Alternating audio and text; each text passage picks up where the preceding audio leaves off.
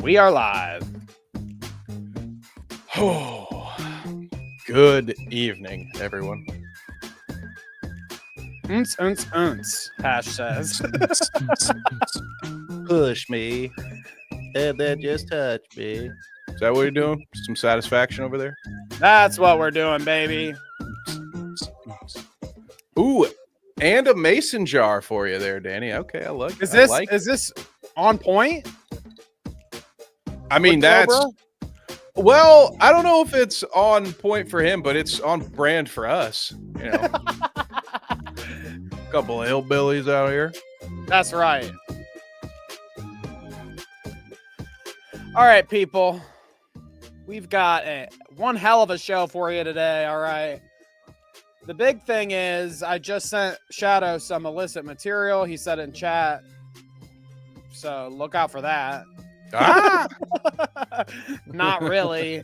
Okay, not really. I don't know who's is that such a thing? Are people into squirrels? I don't think. I don't know, man. That some people get really weird with these Marvel rival characters. You think it's like a I was thinking more of a taxidermy situation or something, but I get what you make more sense. People are like horny for Squirrel Girl. That's what it is, huh? It's weird. I mean, it's a great character, dude. I got my best KD ratio with Squirrel Girl, but thought never crossed my mind. You know, I'm just out here. I'm thinking about chucking nuts, not busting them when I'm playing. You're not Marvel like, rival. damn, she thick, bro. Oh, fuck. Look at that Squirrel Girl over there, bro. Nah, dude. I'm just like, why they put Emma Frost in a bikini, dude? Aren't they selling this game to 10-year-olds? This is weird. Oh, you're one of those, Kevin. You're against the jiggle physics, huh? I'm not. You I prude.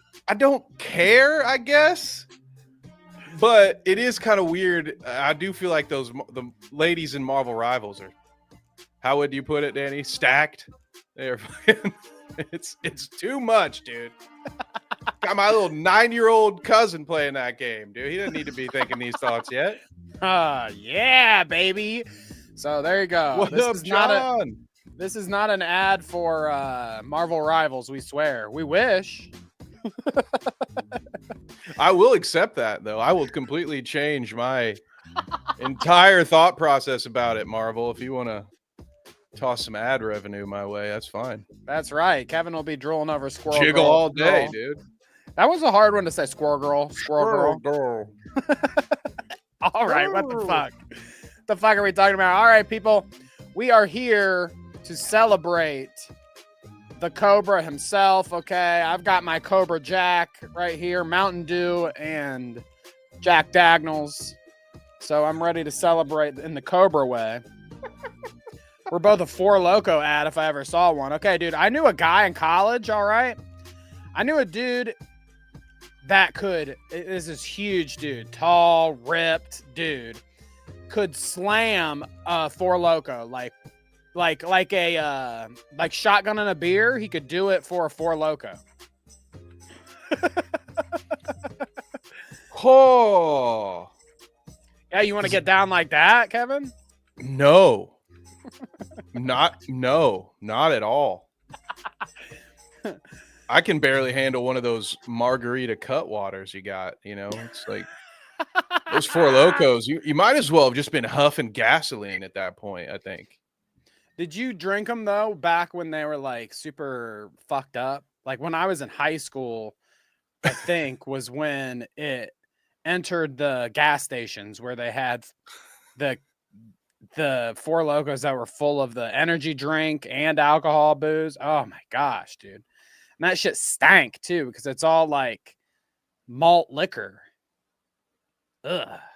Oh, dude, speaking of malt liquor, apple pucker with the boys. Yes, absolutely. Yes. Whoa, what up? Kang has Yes. the rest of the week and Monday off. Let's go. That's the way to jealous. do it. Got to get a little extra vacation days that the government gives you. I love it. I'm assuming hopefully you didn't have to use an extra PTO day for Monday, but hell yeah, Kang. Thank you for the super chat. Cobra must have hit her hard, Kevin. She took a whole week off after Cobra. You and me both. Man, what a rough Friday that was, dude. Yeah, well, glad to see y'all here. Hash, V-Dub, Dead Arm, Kanga, Bite Size Vikes, Shadow Humor, Headbug Inc. Okay, we appreciate y'all being here. We're going to celebrate Cobra in a little bit. We also have, you know, the usual stuff like Jomawatch. Oh, man, dude. I swear to God, Danny, if you do this segment 13 or 14 more times, I'm quitting this show. Damn. Okay. So what is this? Is this in a row, or if I like space it out? Yes, you can space it out. Yeah. All right. All right. Break. And no Steve Perry psych outs either. That's not fair.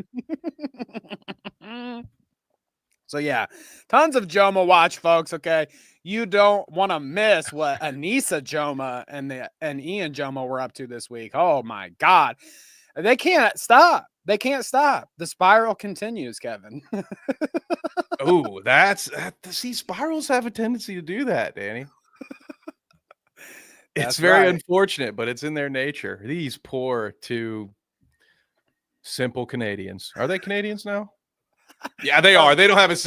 Don't dox them, Kevin. Okay, they take that badly around these parts. Okay, they don't like it. Well, I have no idea which dank Canadian basement they're holed up in, but. Well, it is a basement. We know that for a fact. Destiny on the dock tonight too, as well. If we get there, you know what's new with Destiny? Well, he's still a fucking freaky sex pest weirdo. I mean, what else is new, right? It's the same shit. They keep mulling it over, like over and over again, Kevin. I swear to God, it's like he preys on an underage girl or whatever, or vaguely underage. You know, she's like maybe she's 18. Somehow he conveniently doesn't know. And this happens like repeatedly over the course of the whole time I've known that stupid fuck online. It's just like a cycle that continues. Oh, another degenerate sex thing he did. Oh, he shared videos of people unconsensually. Oh, he stole somebody's butt plug and sat on it all day. He fucking this and that. I mean, there's all kinds of things, dude. It never stops. Talk about a spiral. Yeah, how is this guy not wound up in Chris Hansen's chair yet? Come on, I wish. What are you doing? Right, Chris is trying to hit these like current events too. He just did that Roblox shit the other week. He's like, "Oh, I'm gonna get all the predators on Roblox." He needs to fucking. He needs to get on this. All right, where's Destiny at? All right, Danny, I'm so sorry. Now all I can picture is Chris Hansen in a production meeting while somebody tries to explain to him what the fuck Roblox is and how it works. And I can just hear him doing his Chris Hansenisms, like, so you're saying that these guys, they get in these sort of like video game, is it like a chat rooms, like AOL, but with a Lego person? And then they say to the kid, have you seen a blank before? I mean, this is incredible. These are video games. These are supposed to be safe places for kids. He's like, can we make them take a seat in the game? Yeah. They set up a Roblox sting house. You got some chick just like, oh, come on in, dude. I just stubbed my toe. And they're just like trying to run away. Like, your parents aren't in there, are they? Oh, goodness gracious. So there we go. Destiny, still a freak. Hassan Piker versus Charlie Kirk. We'll talk about that. Jordan Peterson's dying. Myron Gaines loves Nazis. All kinds of things. What up, Ren? Nice to see you tonight. Guys, we're going to have a good show, okay? Ren, Saving Silverman 2 is being filmed. Are you serious? They're also... Dude, what? I'm down. Come on, dude. I'm down with that. That's right. I'm down with that. Okay. Oh my! You know, I love me some Saving Silverman. Maybe my favorite Jack Black movie of all time. But anyways, Kevin, we've got an agenda, Kevin. Oh yeah, and that agenda starts with the one and the only repeated segment on the Clout route. Okay. The one we do every show, all right? It's called Bald is Beautiful, folks. They may be bald now, but don't worry. They won't be bald forever like you. That's right. What up, Bo Blacks? When's he gonna come home? Okay, I want to see that shaved head of his. That'd be a cute little shaved head. He could wear all the wigs he wants, you know. Okay, you lost me for a second, but you brought me back. All right. I'm glad I've got you, because listen to this, Kevin. You got to help me out with this one. Our Bald is Beautiful this week comes from someone telling us something I didn't know about. All right, Ricochet, the wrestler, I guess. You got to tell me about this guy. Allegedly. He has filed to trademark bald. All right. It says wordmark bald on goods and services, shirts, short sleeve shirts, hoodies. So we can never put bald on our merch ever again. I mean, try me, Ricky. All right. we can and we will. And I will see this guy. Honestly, he'll probably just tweet at us a bunch. He's a guy. He likes to do a lot of his heel work online, Danny. It's very interesting. So this guy was not re-signed to the WWE. Then he went over to everyone's favorite wrestling promotion, AEW, where billionaire son Tony Khan just gives anybody who's ever been on real television as much money as they would like. And then Tony Khan, man. Yeah, that some say that, Danny. Some call him Tony the Snowman, though, and I have no idea why that is. And I certainly would not have any thoughts about certain allegations at all. But what this idiot, I think he's doing it as a troll, because how can you trademark bald if they won't let LeBron James trademark Taco Tuesday or whatever bullshit he tried to steal from the world? They're not going to let this Ricky have it bald. Are you kidding me? Will I get in trouble for wearing bald on my head? Like, what if I just show up without a hat one day? Am I going to get trademarked for that? Yeah. Well, I mean, can we trademark eggs then? You know, right. It's not like anybody else needs to use that word. Exactly. Okay. Now you're on to something. We just need to start trademarking stuff, Kevin. Okay. I think that's the business we need to get into. If we copyright everything or trademark everything, you know. Yeah. They had to like pay us for the rights or something. You know what I'm saying? Why hasn't anybody came up with the scheme yet? Probably because it doesn't work. Yeah. Well, now's the time. Most of the rule books in the trash. I think you are allowed to burn rule books. I don't think that's a crime yet. No, I've got more for you though, Kevin. Okay. You thought it was just one bald, but we've got another bald. Dwayne The Rock Johnson enters the chat. Okay. Check this out. Okay. I didn't have, I didn't have until that Ricochet dude crossed my desk. I didn't have a specific bald is beautiful for the segment. Okay. And I was searching on on Twitter. I typed in bald, to see what's up with balds these days. And it does show you a lot of your old posts. And I saw this one from earlier this year that I didn't remember, but I do now. Okay. Hassan replied to Ludwig, who had to shave his head or whatever for one of his streams. So he's bald as fuck. Hassan comments and says the obvious, as he does, "You're bald." So I quote tweeted him, "All right, pack it up, Hassan. It's over for you after betraying the balds, you commie scum." And then Killing It came in with the these are illicit photos he got of Hassan, behind the scenes. He worked real hard for these ones. Wow, he's taking that whole lefty Alex Jones thing a little too seriously. This is before he got the implants in Turkey, dude. Okay. Wow. He thought he'd never go back. Oh man, he looks like his uncle when he's like this, kind of. He's got that, yeah. To him.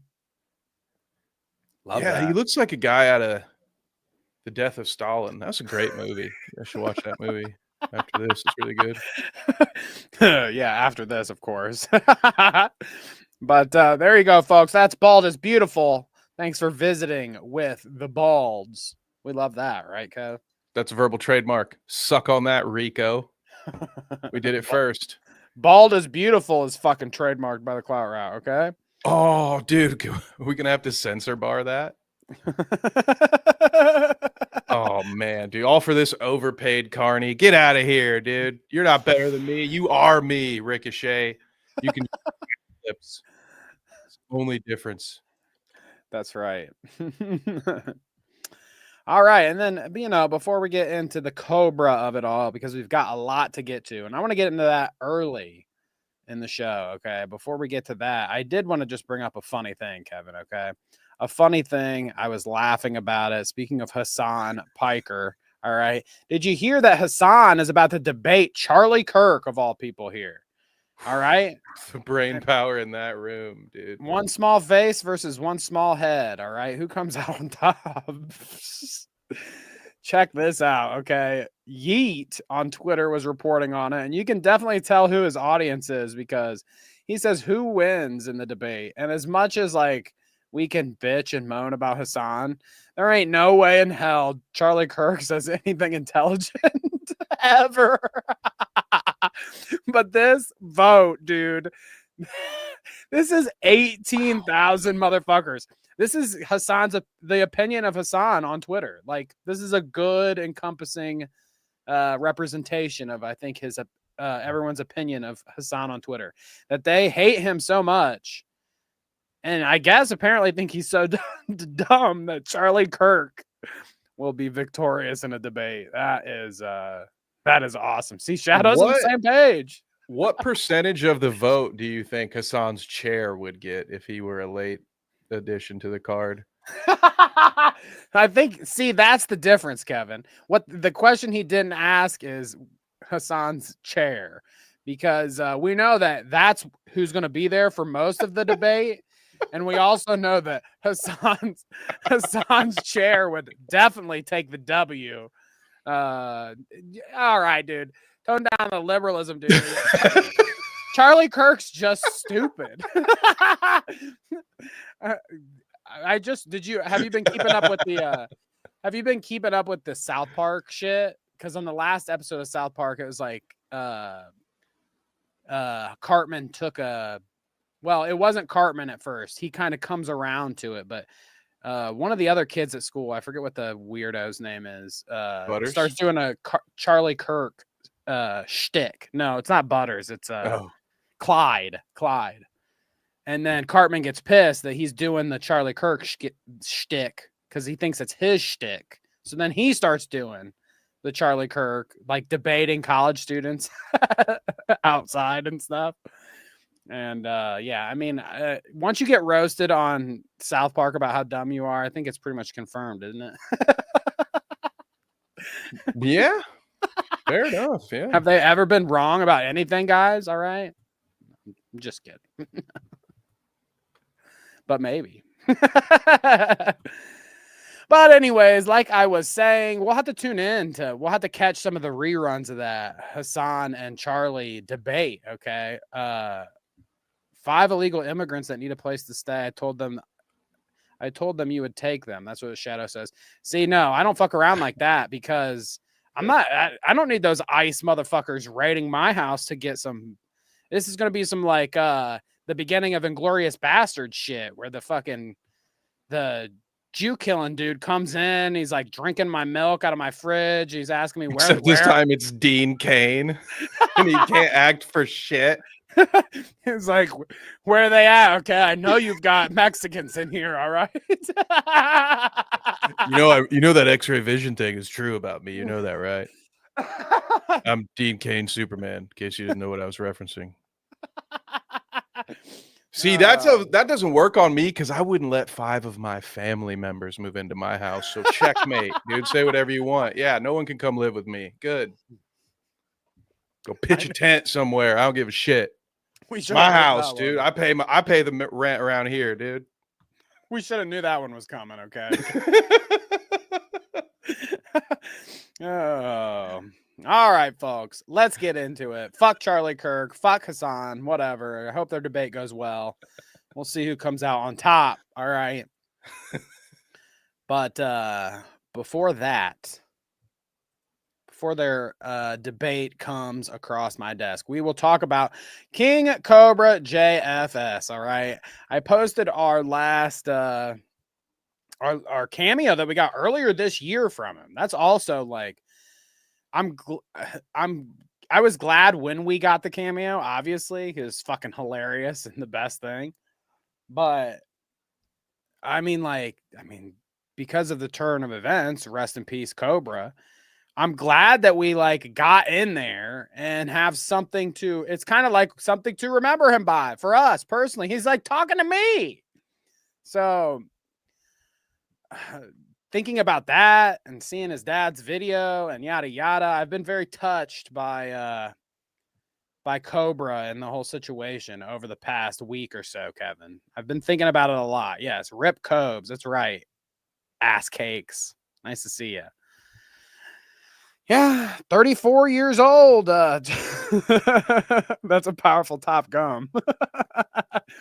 But yeah, 34 years old. I mean, I turned 34 this year, Kevin. Yeah, man. It was a bummer to hear the news. Cobra has given us many years of entertainment, some good times, some bad times.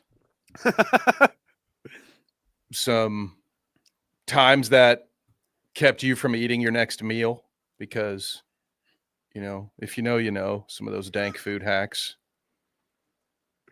Yeah, right. weren't always super dank, but well, sometimes they were laying them up on the toilet for fucking time after time. It's funny because as I went through a lot of these clips, it seems like it was a reoccurring thing where Josh was like, guys, I've been shitting. I've been shitting.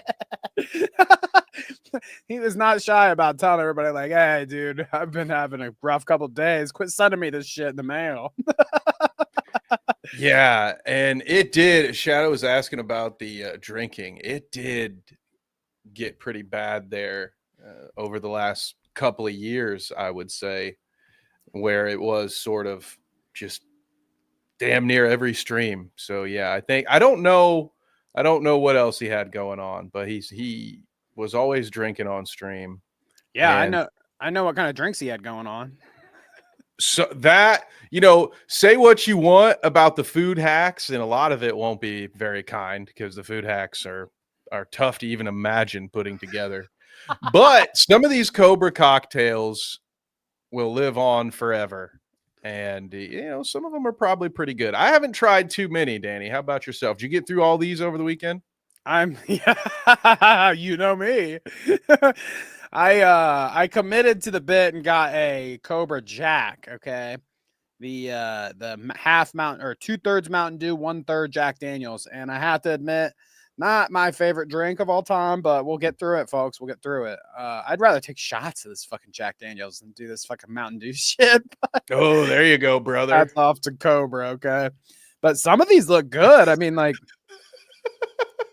some of these look good, like Cobra's Colada, okay? Let's get some coconut rum, mango rum, Mountain Dew white label, Mountain Dew Baja Blast. all Mountain Dew, dude. You did a great job of doing that. If I had the time, I was thinking about venturing out for a hard Monster. I feel like that would have been another good fitting addition. A lot of stuff. Younger Cobra days, he was making a lot of drink combos that included Monster. And like the pure gasoline green, the original, just sort of really smacks you in the mouth every time you drink it, and you're instantly dehydrated. Like as soon as you swallow it, takes everything with it, and you're just like, God damn, I need some water or something. This one seems to have some Monster in it. It says Mountain Dew Mutant, or it's unnamed. Mountain Dew Mutant label plus Jack is Jack Daniels Tennessee Honey. All right. Then Mountain Dew Black label, which I don't even know what that is. What the fuck is that? How many Mountain Dews are there? I don't know anymore, dude. I don't know. It used to be a fun thing. It's like, oh, they've got like 3 or 4 fucking. So got some Livewire, got some. What was the red one? Code Red. Code Red was the only one they ever needed. And every time they strayed from that path, I want to hear about Livewire because I've already got Fanta and I've already got the other orange soda. I can't quite remember. They did some weird blue raspberry stuff. And then you lost me because all you needed was Code Red for about 2 years of my teenage life. I I probably drank way too much Code Red, guys. But damn you, Mountain Dew. What is wrong with you? Green Monster and Guinness, dude. That sounds foul. You are so British, dude. What the fuck? Remember Pepsi Blue? Cobra didn't have a Pepsi Blue drink, dude, or a Surge. He seems like a Surge guy. I remember. Come on, dude. But there you go. Okay, all kinds of drinks. I'll be drinking on one at least. Okay, I got Cobra Jack in my cup, so don't worry. We're celebrating right. But we've got tons of just Cobra compilations to look at. Okay, and I want to go through and see them in all of their glory. None of them are too long, but we've got just Cobra from the years, dude. I mean, how long has this guy been doing YouTube? I don't even know. He always, I was telling Kevin before the show, is like, Kevin definitely reintroduced me to Cobra. I don't know if I really knew of him before we talked about him on the show, but I feel like I did. But it's just kind of that thing. He's like I feel he just is a ancient figure in the YouTube scape. So I feel like I've known him for years and years. You know, the scrolls spoke of KingCobraJFS. Yeah, his reputation preceded him, you know, echoed through the halls, the empty halls of the early internet, and found his way to, what was it, like 110,000 subscribers. And that was with getting his channel blocked a couple times for farting into his camera or telling people to suck his butt crack. Suck my fucking butt crack, and then just rips a giant fart. Yeah, we love If that. only he'd have been on Twitch, dude, he'd been fine. Exactly. They like that there. Yeah, they would have promoted it. Be like, he gets one of those mics that looks like an earlobe or whatever, and he farts in that.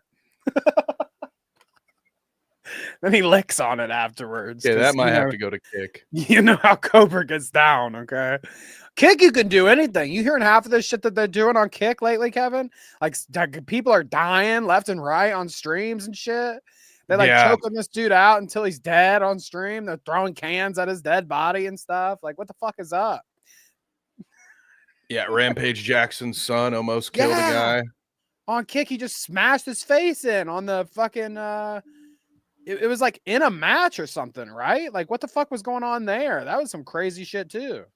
Yeah, and he luckily for his lawyer, he spent the previous hour and a half reading his chat and telling his chat about how he was going to punch that guy senseless. So he proved his own premeditated attempted murder, and his lawyer will have to do a lot of work. So, well, that'll be an easy week for him. Oh, who the fuck? I can't even remember who Rampage Jackson is. Which one is that? Exactly. I'm just kidding. He's a I say I'm just kidding because Rampage might come find me and attack me.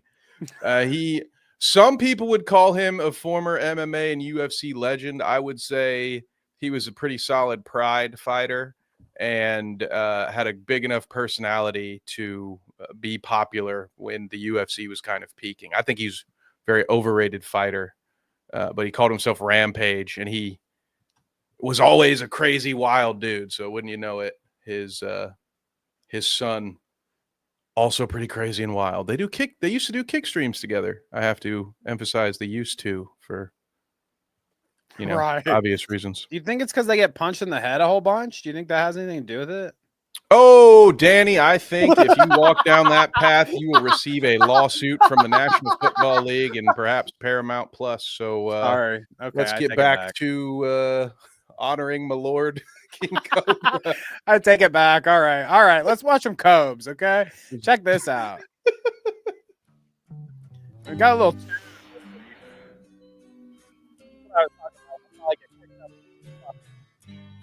Copyright, but hey, that's the way it goes when we're paying tribute to a real Jaeger. One.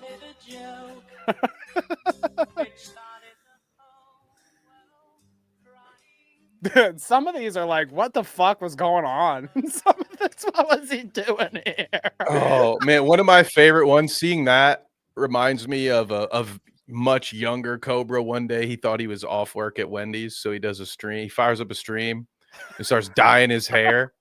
And he like does his eyebrows and everything. I don't know why. He's just. So this is that. No, this is not that. This is. Oh.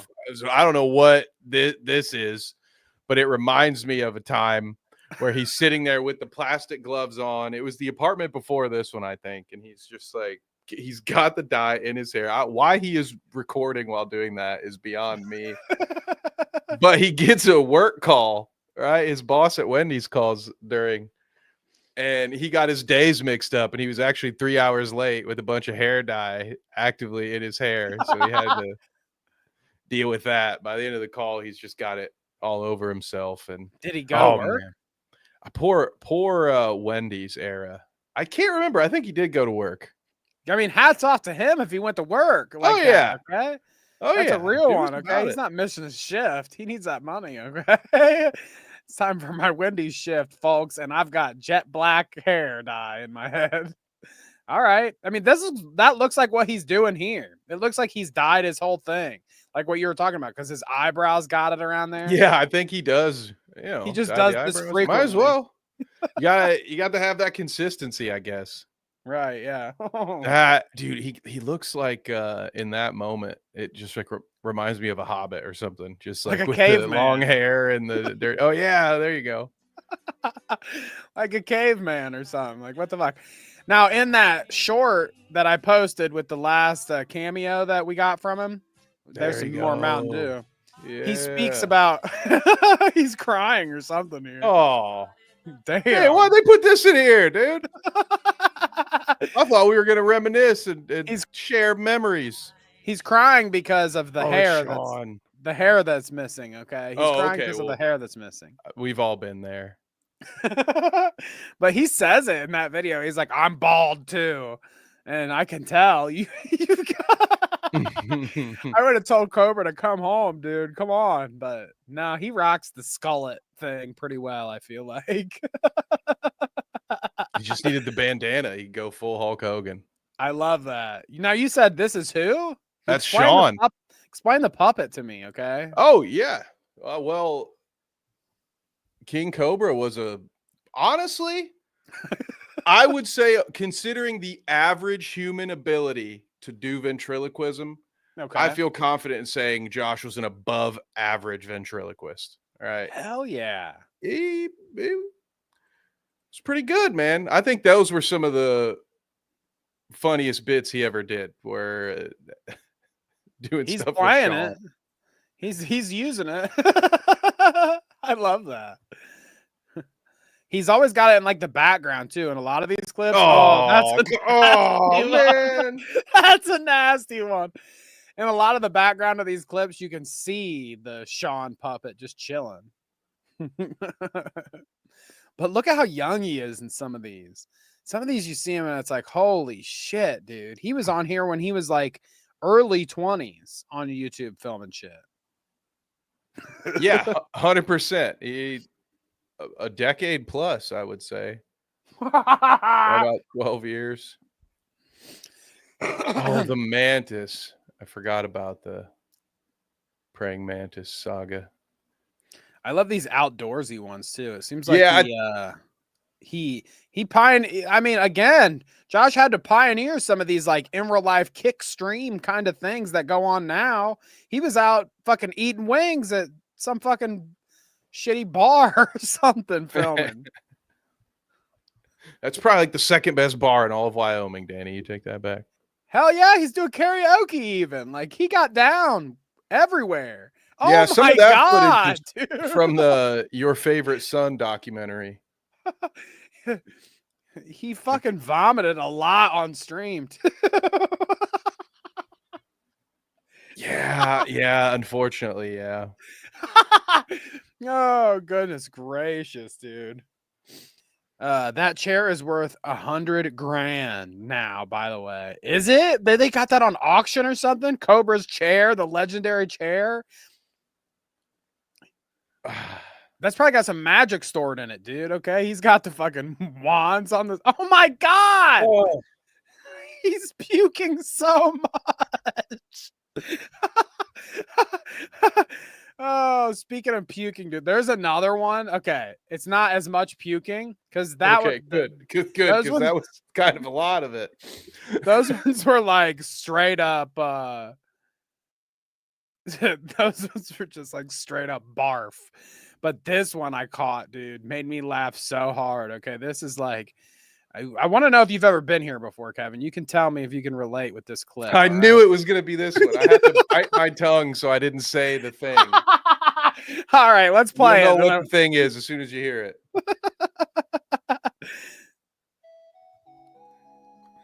Suck it. Suck it. Yeah, to this, I mean, yeah. Spit it. To this day, I will still, anytime sake comes up, I'll just go, sake! I really embarrassed my family the last time they ordered that at dinner. I gotta go out to like hibachi sometime soon. Fucking sake. Sake. Do it for Cobes. Oh man, I love that so much. And the music, I mean, it's like, let's put this behind it.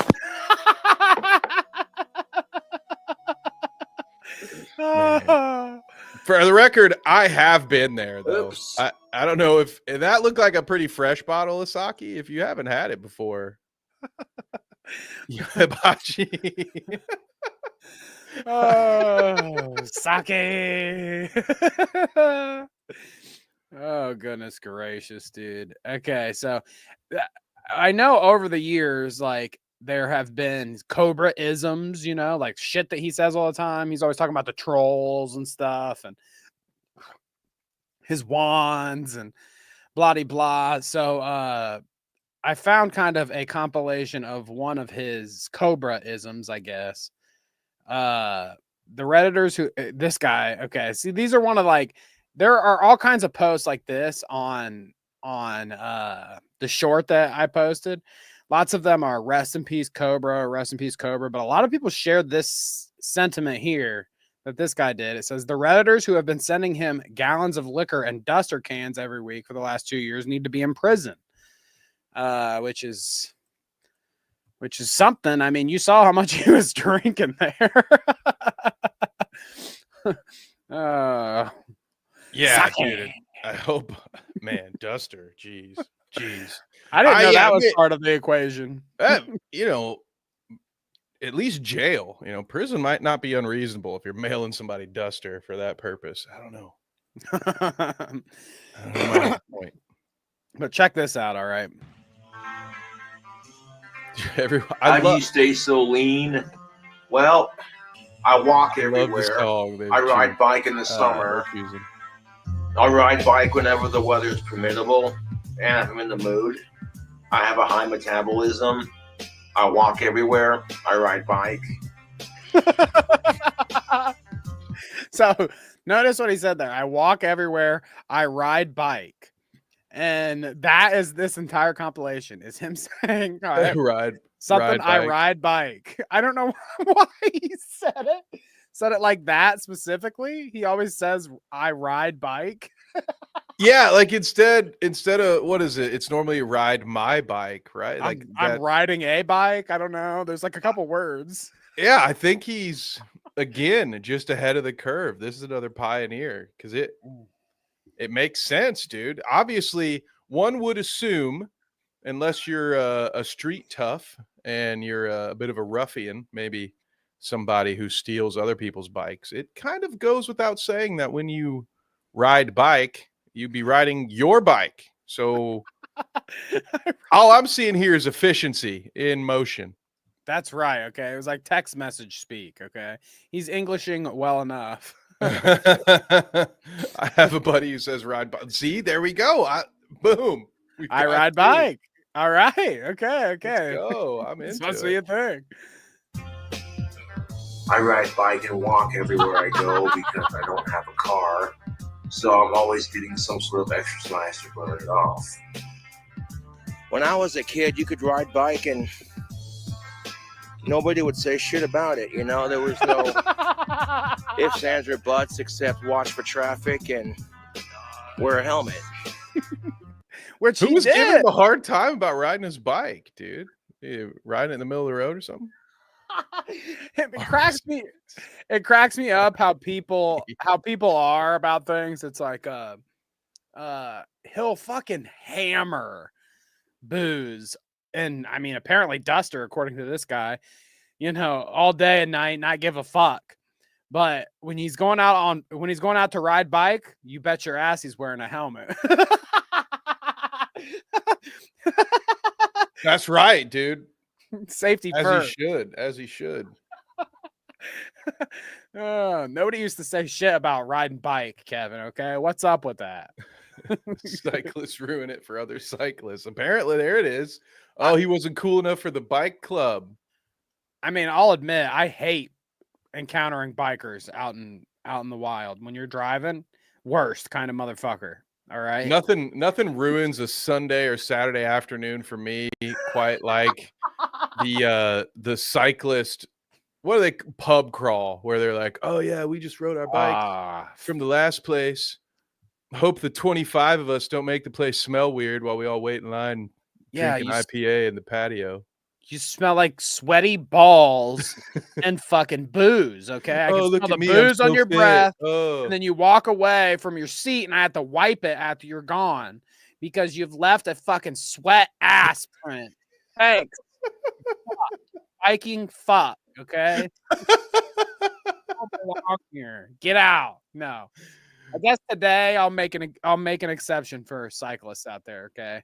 We'll let them ride bike, Kevin. Let's let them ride bike. Yeah, we should. Honestly, we should. It's we're not alone. I love when you have those hobbies where it's like even people who enjoy the hobby are like, oh yeah, but the other people that like this, I'm not like them. All right. I'm not like those other cyclists. Okay. I'm just a normal guy who likes to ride bike. Okay. I'm not a douche. I don't wear a polyester onesie. Fucking romper with a number on it from a marathon I ran last year. Right. I don't yell on your left as this old lady in the park walks her 2 Shih Tzus at 0.3 miles per hour. I'm just a guy like to ride bike, Danny. I could see Cobra riding bike, okay, with his helmet on shit, but he's got like one of those long dusters on or whatever, and it like gets caught in his chain and he eats shit in the middle of the road or something. Like that's the kind of guy that I envision him. But that's why he wears the helmet, okay? It's because he's like, if his fucking shoestring gets caught in the chain, dude, it'd be all right. Hey, dude, it doesn't take much as a guy who's fallen off his bike many a time. You rather have it and not need it than need it and not have it. Plus, you know, you don't have all that hair up there for the cushion. Josh knows, so he's like, you gotta have a helmet. Okay, no hair, gotta have a helmet. Here, let's watch a little bit more. This is all ride bike. I don't have a car. I pretty much walk or ride bike everywhere around town. I'll catch a ride with one of my homies. Catch a ride with one of my homies. I like that. Shout out to Warlord. Ladies, what's up? Like I said, I walk everywhere I go. I ride bike. You know what I'm saying? He also farted a lot. Yep, those were the days. I walk a lot. I ride bike. You know what I'm saying? Thought I told these trolls. No, I'm saying. All right. I know what you're saying, Josh. All right. This one made me, we were talking about the cameo earlier, and this one made me wish that we got another one. Okay. God, you don't know what you got till it's gone, Kevin. That's for real. We need to get some more Counting Crows, dude. No, that's the paved paradise, okay, and put up a parking lot. I couldn't think of who. We don't like that either. First, so I gave credit to the people who copied it for a Shrek movie. But you just had to call me out on it, didn't you? But no, this one made me wish that we had infinite cameos from from our boy here. He did one for this girl, and she said, or what was it that she said back here? She says, hate my ex, but had to rewatch for Cobes. Okay, so that's how we're gonna be once we break up in spectacular fashion on this podcast, Kevin. And like, you know, I start mailing you stuff to your house, and you show up at my front door and bust in my windows and stuff. When that era happens, I'll look fondly back on that Cobra cameo we got and be like, you know, I might hate Kevin now, but well, that's what you think, because the whole reason I'm breaking into your place is to steal the file of the okay. I'm about to Ocean's 11 that bitch. I get Cobes in the settlement. That's was in my prenup. But here's Cobes shouting somebody out on a cameo. Kaylee, happy 4-year anniversary from your boy TJ and KingCobraJFS. Long live Ozzy and fuck the trolls and fuck sickos. I hope you're all having a bitchin' anniversary, man. Cheers. Oh, what is that? That looked like a mule cup, but it was a chalice, Danny. I need that. A goblet. Okay, he had a goblet. Oh, that's what it is. It's a goblet. It's like a Moscow mule goblet, though. That's what I need. Yeah. No, you're right. It is that kind of that like copper. You know, I bet that has some magic in it as well, dude. There's a bunch of residual Cobra magic left in all of his. He's got the hat or whatever, or like those circular glasses. You know, these are all like what was that show back in the day? It was called like Warehouse 13 on Sci-Fi, where they had like all of the historical items. It was like Benjamin Franklin's key or whatever, and it did some kind of special power or whatever because it was related to a historical figure, yada yada. This is what I'm saying with Cobra. Okay, the circular glasses had to be. There's some kind of like, you get a +3 to your charisma or whatever when you wear them. Sounds like some kind of hooer crooks. Are you one of them Harry Potter wizards, huh? He separated his soul into multiple items here, including that couch and this Moscow Mule goblet. And Sean. And Sean. Definitely left some of his magic behind with Sean, dude. Oh, man. May Sean find his way to a good home. That thing's going to start talking. It's going to be like Goosebumps. Oh. He's like, I ride bike. Fuck the trolls, okay? He has like, all of a sudden that fucking puppet has a drawstring on it, and it just, every time you pull it, it's a cobra. A cobra is. So you just put him on the little saw guy, you know, put him on the little tricycle. That's right. Oh, man. It's funny to think about all the shit he was into too, because like I've said a couple times, he made the wands or whatever, and like tell people like, call me if you want me to make you a custom wand. And like the puppet thing, ventriloquism, like he was a very eccentric guy, huh? Played the guitar a lot on stream. It's a good time. If you guys remember, in one of our videos, I can't remember which one, we made reference, one of the edited videos this year, we made reference to Cobra in it. And this was the clip that we had put in the video. I can't even remember what it was about or why, but when this crossed my desk, I was like, oh, okay, I remember this one. Kevin sent me this one. Yeah, leave it to me to force in a King Cobra joke into a scripted video. I was like, hey, you know what, brother? I think I got something right here that could fit. Just gonna. Yeah, you know, I'm glad that you fit him in. And I mean, if you think about it, Kevin, we did a Cobra video way back in the day. I think last year at some point we had done we visited a lot of the characters of the internet, and we did an Airsoft Fatty, and we did a Cobra video prior to this. So if you want to see more of our Cobra coverage, you know, you can go check that out. An old video with probably a bunch more clips of his antics. I can't even remember. And to answer Hash's question here, that That thing ended pretty poorly, and now I believe, last I heard of her, she was doing the false copyright strike thing to some clip channels that had posted some of the content that included King Cobra and Now, but no, she is unfortunately not well. All right, I will just put it that way. So right now she's either in the bathtub getting yelled at by her parents for taking 4-hour baths, or she's in the woods behind the Walmart getting drunk and yelling at the wild animals out there for disrupting her space. One of the two. I mean, I'm sure that, she's hurt in her own sort of way, I guess, I mean, I feel like even if you're a crazy person, you don't come out of somebody like they were in a relationship with each other. He doesn't pass away and she just doesn't think about it at all. But I did find it interesting. The only bit of news I heard about the old Queen Cobra that Hash was talking about was that she has her own YouTube channel that has videos of like them on it together.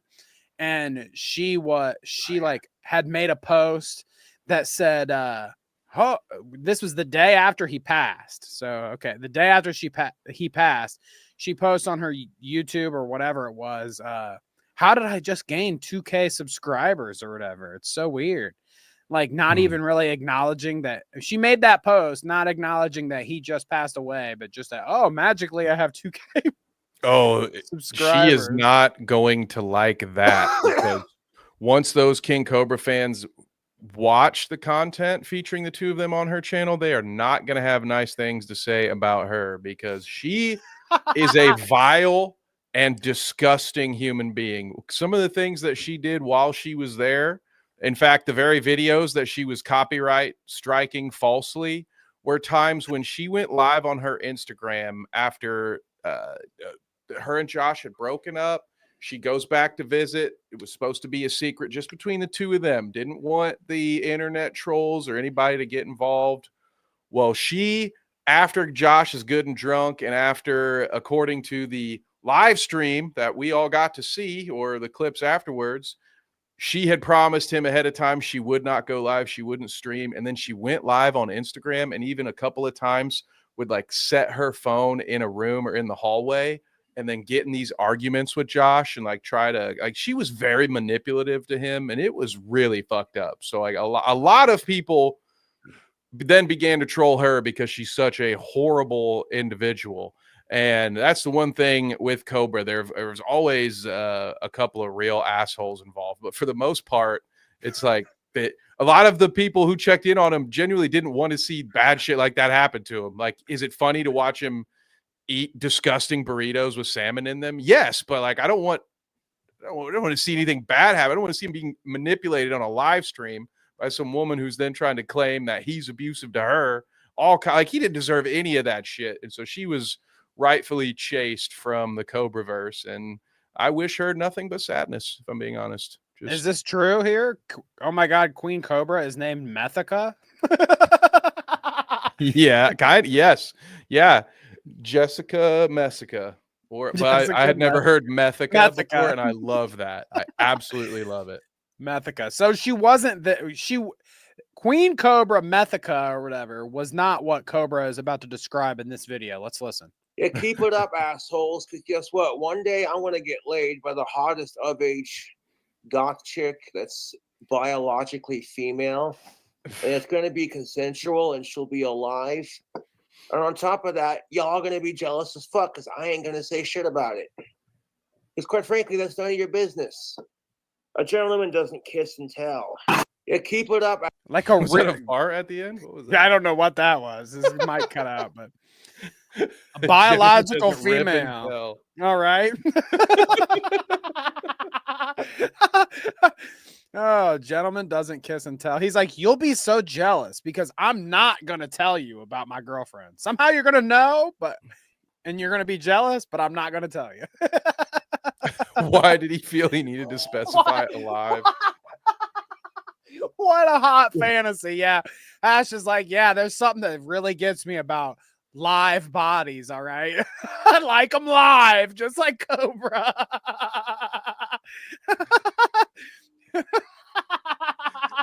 It just got to a point where anytime he forgot to name something, I guess just someone in his chat would be like, "Oh, so it's okay if they're you didn't say they were alive." And so then after that, every time he talked about his ideal woman, he had to point out that they were alive.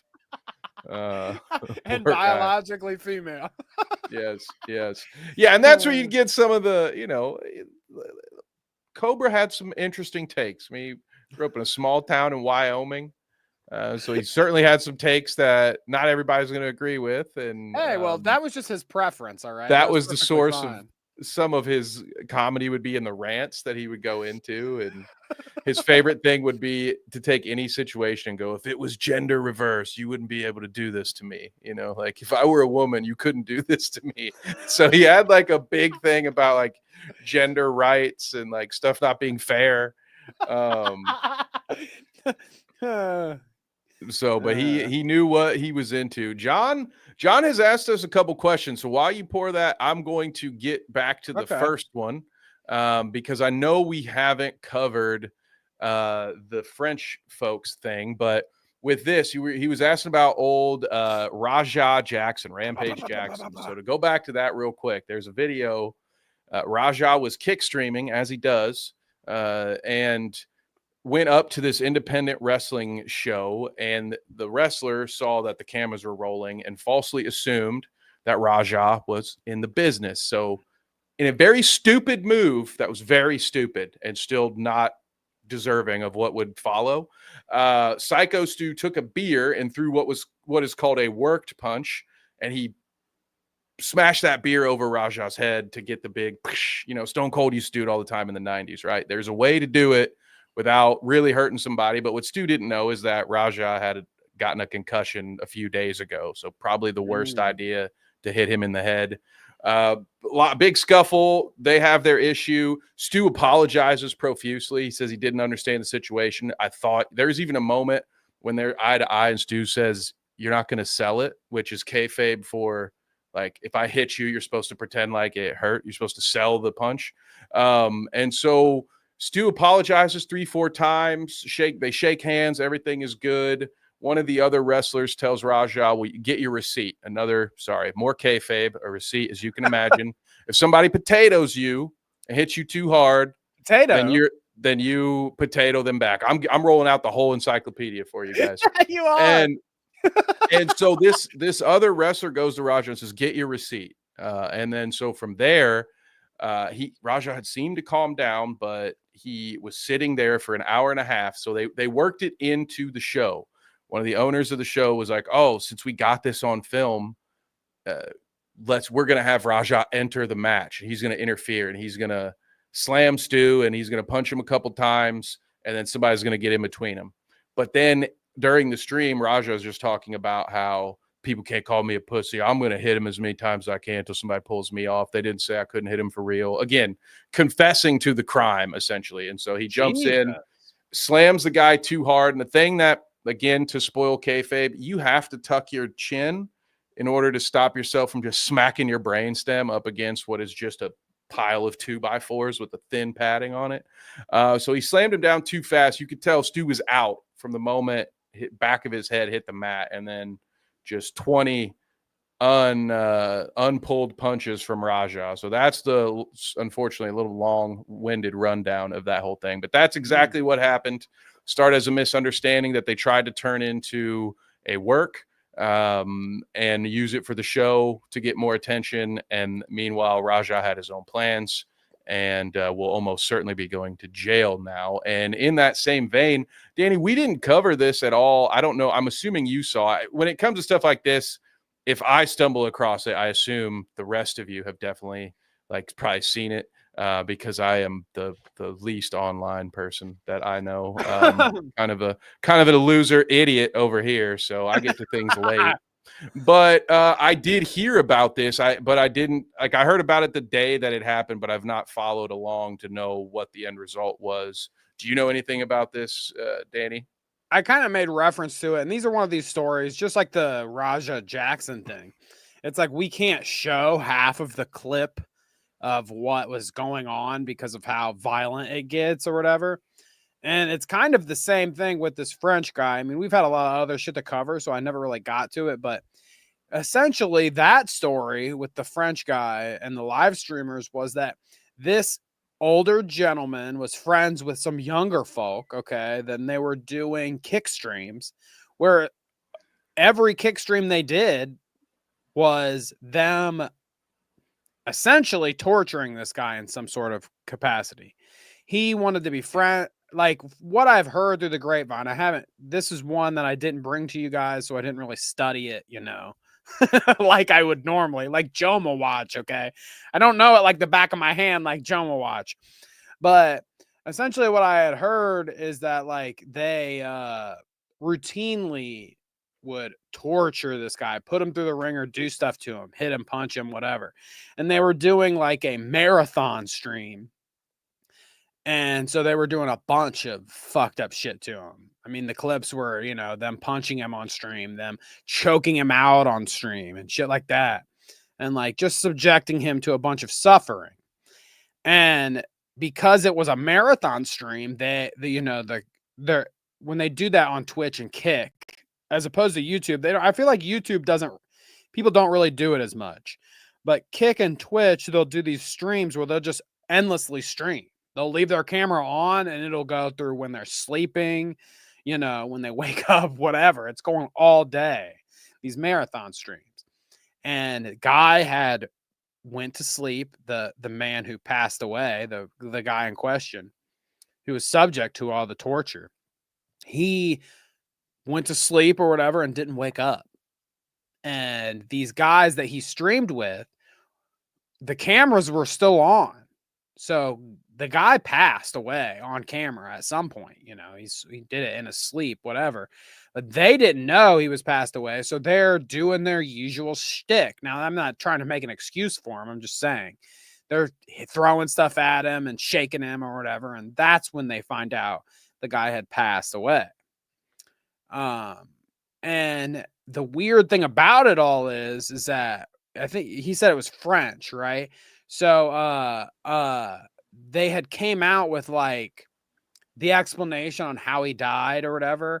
And it seems like the coroner or whatever, like that end of figuring out how he died or whatever, whoever comes out with that information over there had said like he had died of natural causes or whatever, or like other complications, like just basically they were exonerating the streamers, saying that it wasn't due to anything that these guys choked him out or punched him or whatever, or blah, blah, blah, blah. It wasn't those guys that did it. He died of like other complications. All right. Damn. And a lot of people's sentiment about it online is like, if you've got something fucked up with you, Kevin, if you got something wrong with you right now, and I'm just punching on you and torturing you and doing all different kinds of shit to you, putting you under crazy stress and yada, yada. Chris is right. Everything Chris is saying is right. If you had something prior wrong with you and I'm just putting you under all these conditions that don't help anything, I mean, you could argue that obviously these people say, oh, it's not their fault that this guy passed away, but I'm sure it's not good for you when you have things wrong with you to be subject to torturing and fucking bullshit some assholes on Kick. Am I right? Yeah, this seems like debate bro stuff to even have the conversation. Like to me, anybody making that argument is just actually, or well, technically, no. Shut the fuck up. Shut up. This one is cut and dried. There's no two ways about it. That doesn't matter. Plus, don't you just love the cure-all, the duct tape that is the coroner just saying natural causes, dude? Isn't everything in nature technically? Yeah, it's all natural causes. It's like, he died of natural causes. Well, I mean, sir, he fell out of a tree. Well, yeah, that's nature, brother. I mean, I wonder what kind of intervention that people can have on that kind of thing too, when it comes to like reporting it to news or whatever. However that information gets disseminated, it's like the thing that another aspect of that story that I had saw that was extra fucked up was that the guy that's like Kick in France, like the head of France Kick, was one of the top donators to that specific stream and that guy in general. So basically I'm saying that Kick supported these streams specifically, monetarily even. Like this was I mean, I guess this guy was on advertisements and shit. Like they advertised this guy's stream specifically. That was him getting tortured. I mean, it wasn't like it was a new thing for this marathon stream. This is what he always did with these guys, is like get beat up and fucked with. So Kick was endorsing and condoning and supporting this kind of behavior. And I wonder, I mean, this is just me being conspiracy brain, speculative, whatever, but it's just like, can these guys pay the right person? Can somebody at Kick pay the right person with their fucking endless amounts of money and say like, hey, when you come out with this information, I don't want it to say potentially it could have been the streamers that he was on stream with that led to his death. No, I want you to say natural causes.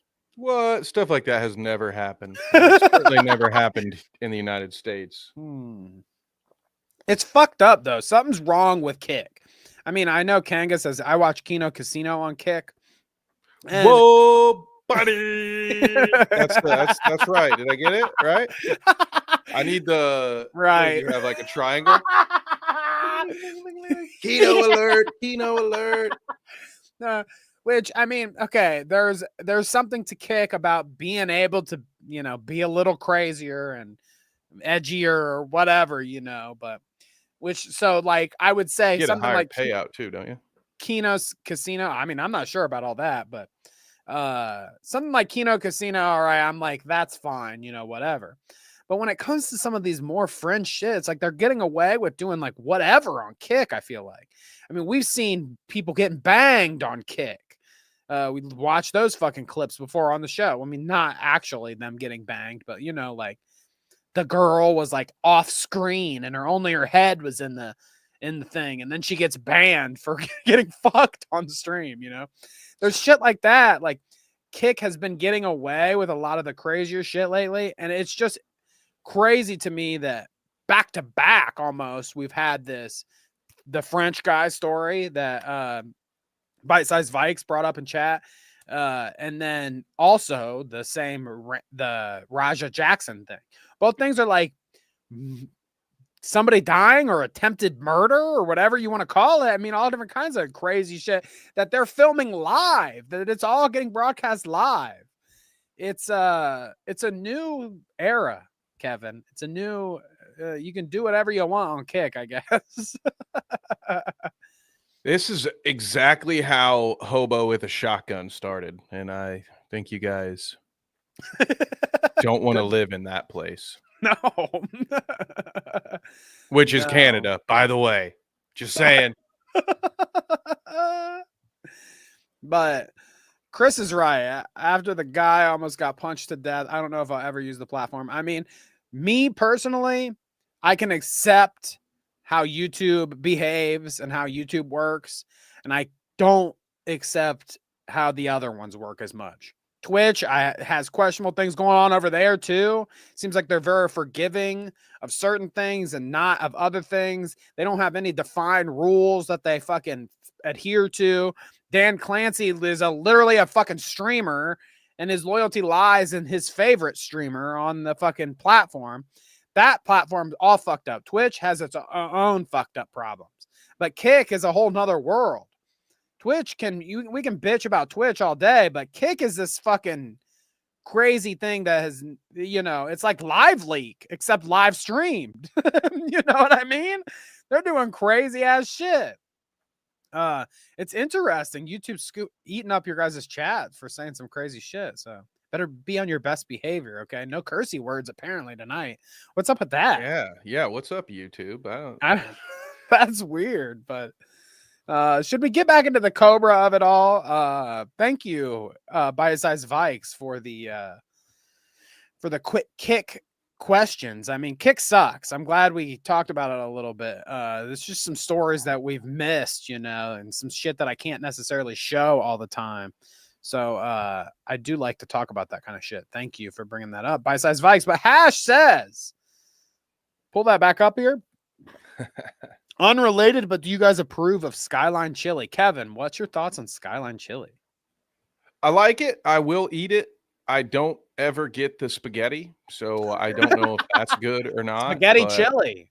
I'll have Skyline Chili on a dog. For me, if I'm just eating chili in a bowl, I hate to say it, I hate to be that guy, but both of my parents have their own variation of the same chili recipe that is phenomenal, and I won't eat any. Nothing compares to that. I just want my family recipe chili. It's the best. I barely participate in chili cook-offs at work. I don't want to taste anybody's bad chili. What's up with that? Why is that a thing? Chili cook-offs. It is weird. Yeah. Ohio just say like, hey, let's get 200 of us together and feed each other something that's definitely going to make us fart, and then we'll all hang out in a tent together. Love that. What could go wrong?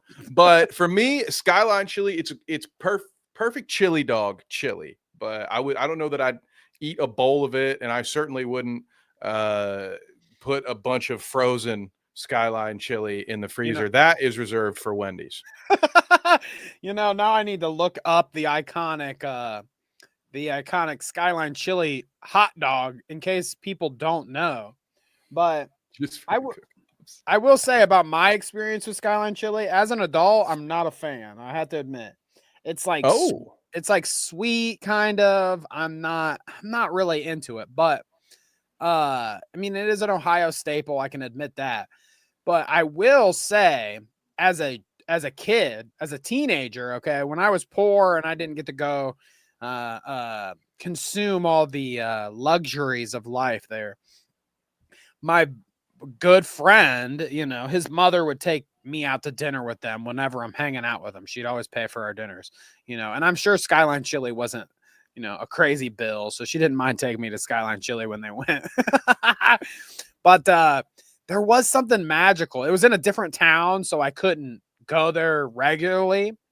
And this, you see it here, this like stacked up hot dog with the cheese here. That was the magical thing to me. It was like, oh, fuck, dude, we're going to Skyline Chili where they have those hot dogs that are like stacked to the fucking ceiling with cheese. I was always so stoked about Skyline Chili. I think I liked it a lot more when I was a teenager than I do as an adult. But there you go. Skyline Chili. It's definitely an Ohio thing. Is it everywhere? Is Skyline Chili everywhere? I think they've expanded a bit, but I don't know how far. They're certainly not national. Could you imagine? Well, I could. Yeah, it'd be a stinky. We'd have some what do they call it when like in New York where they tell you like the percentage, like how bad the air is right now? It's like you've got like a 20% smog rate, It's like, yeah, we'd have like a flat line, like 10% fart. Thanks to the new Skyline Chili that opened up downtown, the air quality is down 3%. Yes, exactly. So there you go, Skyline Chili tangent. Wow, we got all kinds of tangents during our Cobra tribute. I like that, which is very fitting for a Cobra tribute. For those who have never watched Cobra Raw and have only experienced him through compilations and clips, that is very fitting. Actually, the only thing that would be more fitting is if this stream were about 4 or 5 hours long. No promises. It's probably not as good outside of Ohio. Yeah. Because outside of Ohio, I feel like you start getting into the realm of they're getting sent cans of Skyline Chili instead of like the real deal. So you're getting like the stuff that's off the shelves or whatever with the preservatives. And the more, exactly, because the more of them you have, then everything's going to be about cost effectiveness and why make that by hand when we can order it in a jar? It's a shame. Okay, you got to come to the source if you want Skyline chili. Okay, Cincinnati, I think is that where it's from? I don't know. What am I talking about? Do I know anything about Skyline chili? I don't think so. Cincy, you're right. Okay, good. I'm right for once. But this clip specifically, we're gonna watch Cobra's farewell to everyone next after this one. But this one kind of blew my mind, this clip here, when I was going through the Cobra clips that I wanted to bring to the audience. Listen to Cobra here. As morbid as it is, rest in peace to the GOAT, obviously. But it seems like he knew what was up. The mysticism of Cobra. He had some connection to to another realm where he knew some things that I feel like we didn't know. Okay. Here he is explaining his own death. Isn't that weird? Maybe when I'm 34, I'll have a heart attack and die. That would be nice. Why 34, you ask? Oh, damn. Well, because it has numbers 3 and 4, and because my 20s are gone, and I don't want to be 40, so screw it.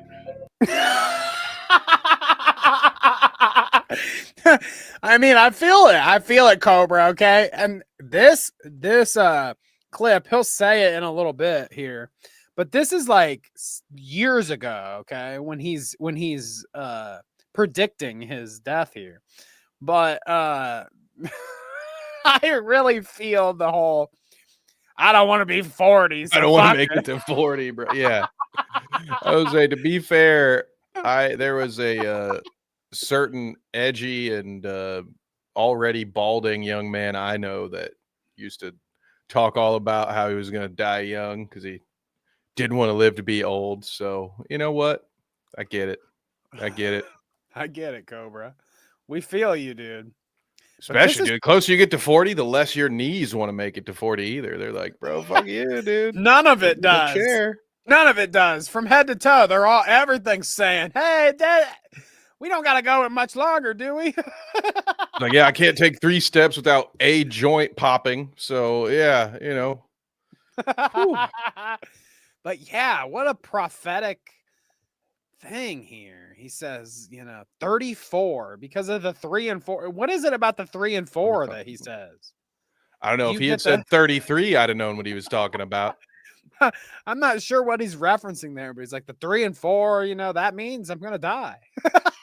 If he had said 33 and it had been 33, then we'd have known he was part of the Illuminati and he was actually hanging out with David Bowie on an island somewhere. Not that island somewhere, but an island somewhere. Is 33 that age that like all the rock stars die at? Is that That's 27. 27. Okay. So Cobra wasn't quite that, but 33 is just, it's just your enlightened path or whatever, I don't know much about it. All right. Yeah, right. All right, here. Rumors. He's got more though, okay? He's got more. If I die of a heart attack when I'm 34, so be it. I'll be 34 in 7 years. No joy. That's loads of fun to think about. Yeah, bro. Oof. Then he takes another drink, dude. It's like, oh, bro, quit drinking, dog.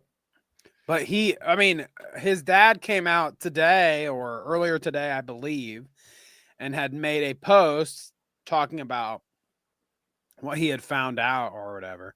And he had said, I guess, that Josh had passed of a heart attack in his sleep. So isn't it crazy?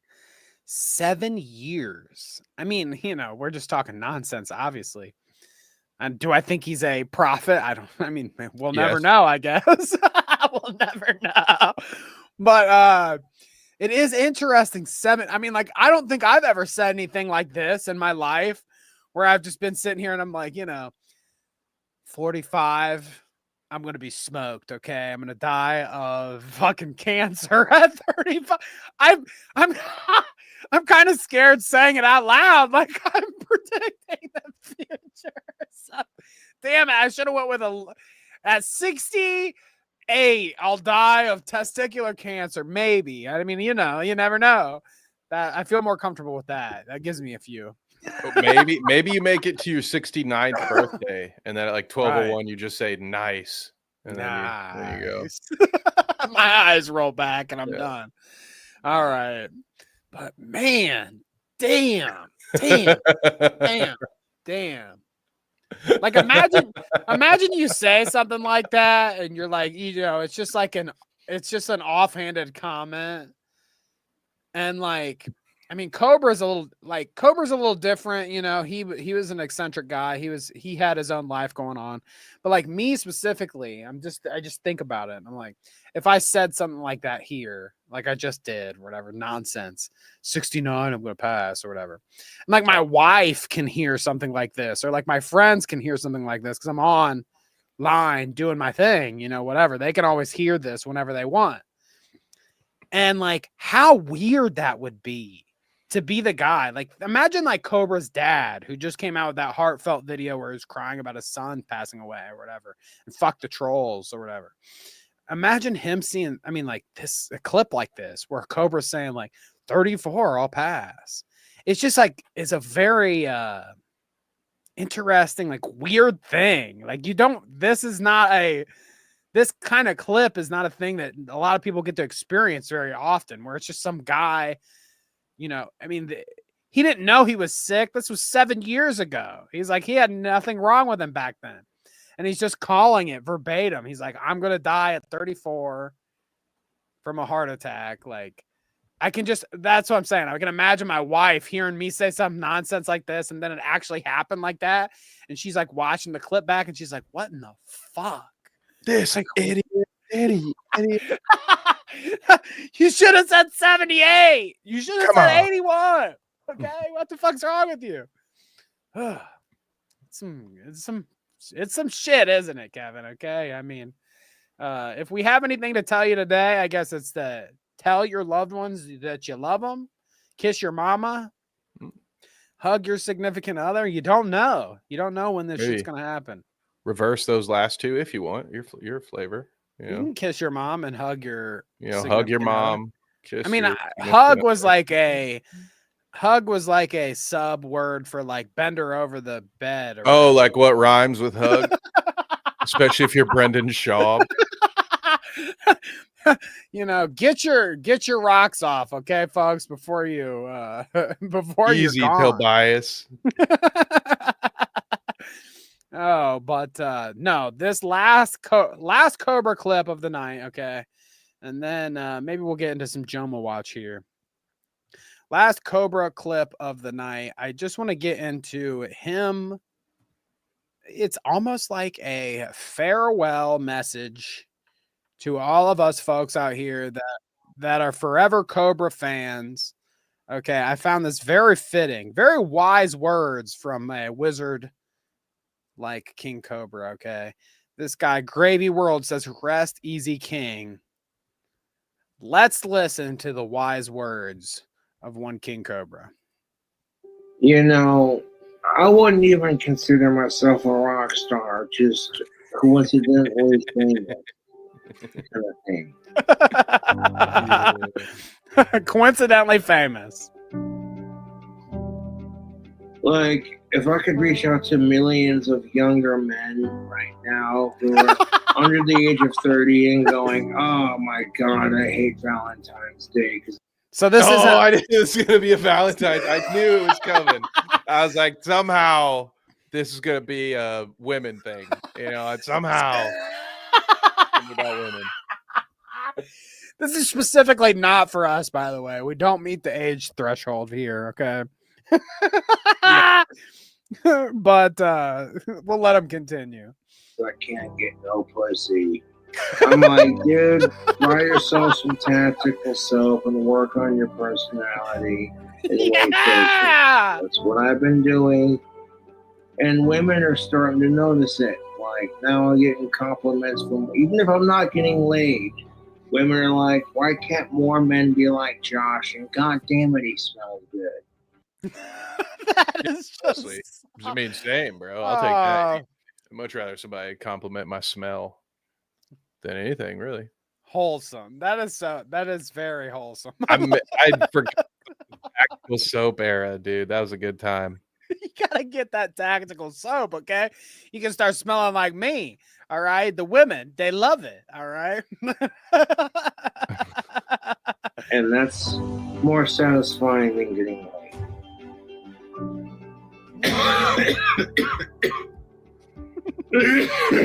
Excuse me. And don't even stress it, you know. Like, if you don't got someone to snuggle with on Valentine's Day, that's all right, you know. Sometimes you just gotta. If Valentine's Day is about love, and you can't find someone else to love on, then you gotta spend the day loving yourself. And think about just that. Don't do it every day, because then you'll have a problem. All right, it's not good for you mentally to do that. To love on yourself every day. Hey, you know, but especially every not multiple Valentine's times Day. a day. But every Valentine's yeah, that's fine. Day, You want to light some candles up, you know, fine. But just don't make it too regular of a habit. You know, every Valentine's Day, bust out the oils and perfumes, maybe some petals or whatever. Valentine's Day and Halloween are acceptable. All right, you can love yourself, folks. Love yourself. Loving what you do, and just loving your idols, your friends, and your family. Well, I got a queen to share it with. That's cool, man. You know, a queen cobra could come along in the near future. Can't rush perfection. It's just like making a wand on the lathe. YouTube. People see these gorgeous fucking wands that I put out, and it's like, that's a good looking wand. And I'm like, you think that's a, you know what I'm saying? And we're not born knowing what we want in life. That's just, you know, the chaos that is life. So there you go. We're not born knowing what we want in life. That is just the chaos of life, Kevin. Very wise words. Wiser words are never said. Correct. I have no retort. I do, you know, as much as we're like laughy, fucking around motherfuckers on the Clout route here, okay? We're always busting people's balls.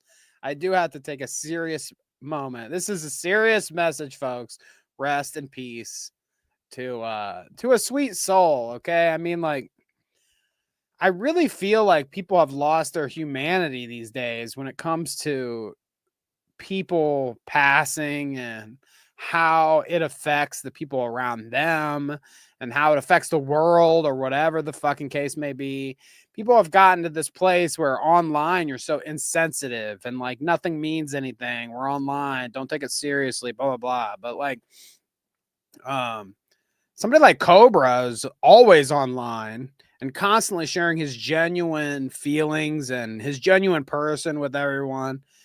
And, I don't know. I feel like people somewhere over the years of the internet have lost their humanity in it, and they'll comment things on posts that we make, like the video that I shared, the cameo of Cobra, and they'll be like, you know, fuck his dad and fuck this, you know, how this is what you get for being an alcoholic for years and blah, blah, blah. And it's just like, man, like what has happened? What has happened to people's compassion and the way that they like feel about other human beings? You know, everybody has their flaws and their, you know, their eccentricities or whatever, you know, like everybody has their thing about them. But somebody like Cobra is just an innocent guy sharing his genuine experience and his genuine life online to people. And I don't know. I think that's just a thing to just tip my hat to somebody like that, a genuine guy, because I just feel like there's not a lot of that online. And I would never, regardless of any of the circumstances, I would never speak ill of such a genuine guy. You know, maybe he had a bad take here or there. Maybe he did a bad thing once or twice. Maybe he wasn't the best example for everyone else on the planet. But you know what? Like, I don't know. Hats off to a genuine guy. That's all I got to say. Cobra. Drink one for you. That's right. Going up to that, what was it called? Lighthouse. His lighthouse. Oh, the dream tower. mansion. Yeah, the lighthouse tower. That's right. He's got the tower in the afterlife. Yeah. No, I like to think, ass cakes. Shouts out to him in the chat. I like to think the meme that he made on Twitter, and I don't have it immediately to pull up, but he made a meme on Twitter where it was fucking Ozzy encouraging him to, come to the pearly gates or whatever, him and Ozzy at the pearly gates, and people in the comments, even when I made that short, I said, like, rest in peace, he'll meet Ozzy in heaven. People are like, he's going to heaven? And it's like, well, regardless if he's going to heaven or hell, at least he gets to experience the afterlife with his idol, the man of darkness himself. I'm pretty sure all goths go to heaven. That's right.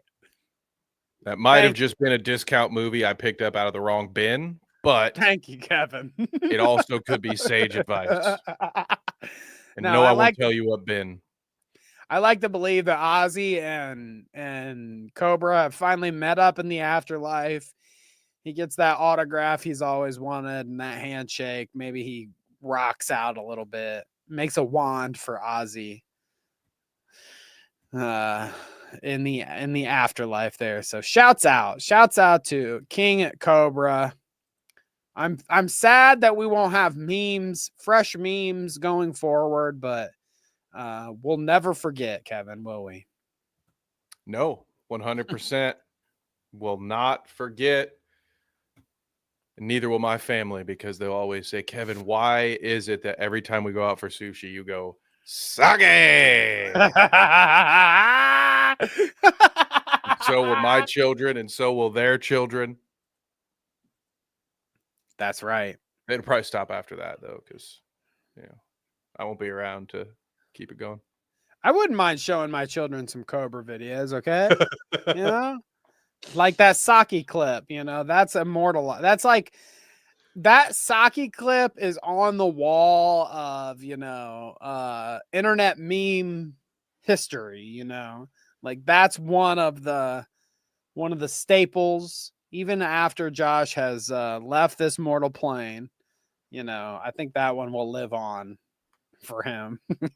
That one and the biological female. We love those clips. So shouts out to that guy. Okay, Josh, thank you for bringing us so much joy. We appreciate all of the Josh fans, all the Josh lovers. King Cobra will live on in all of our hearts.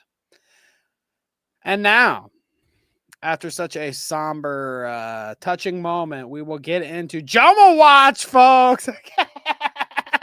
All right, you set him up. I will be right back, Danny, for Jomawatch part 58. There you go.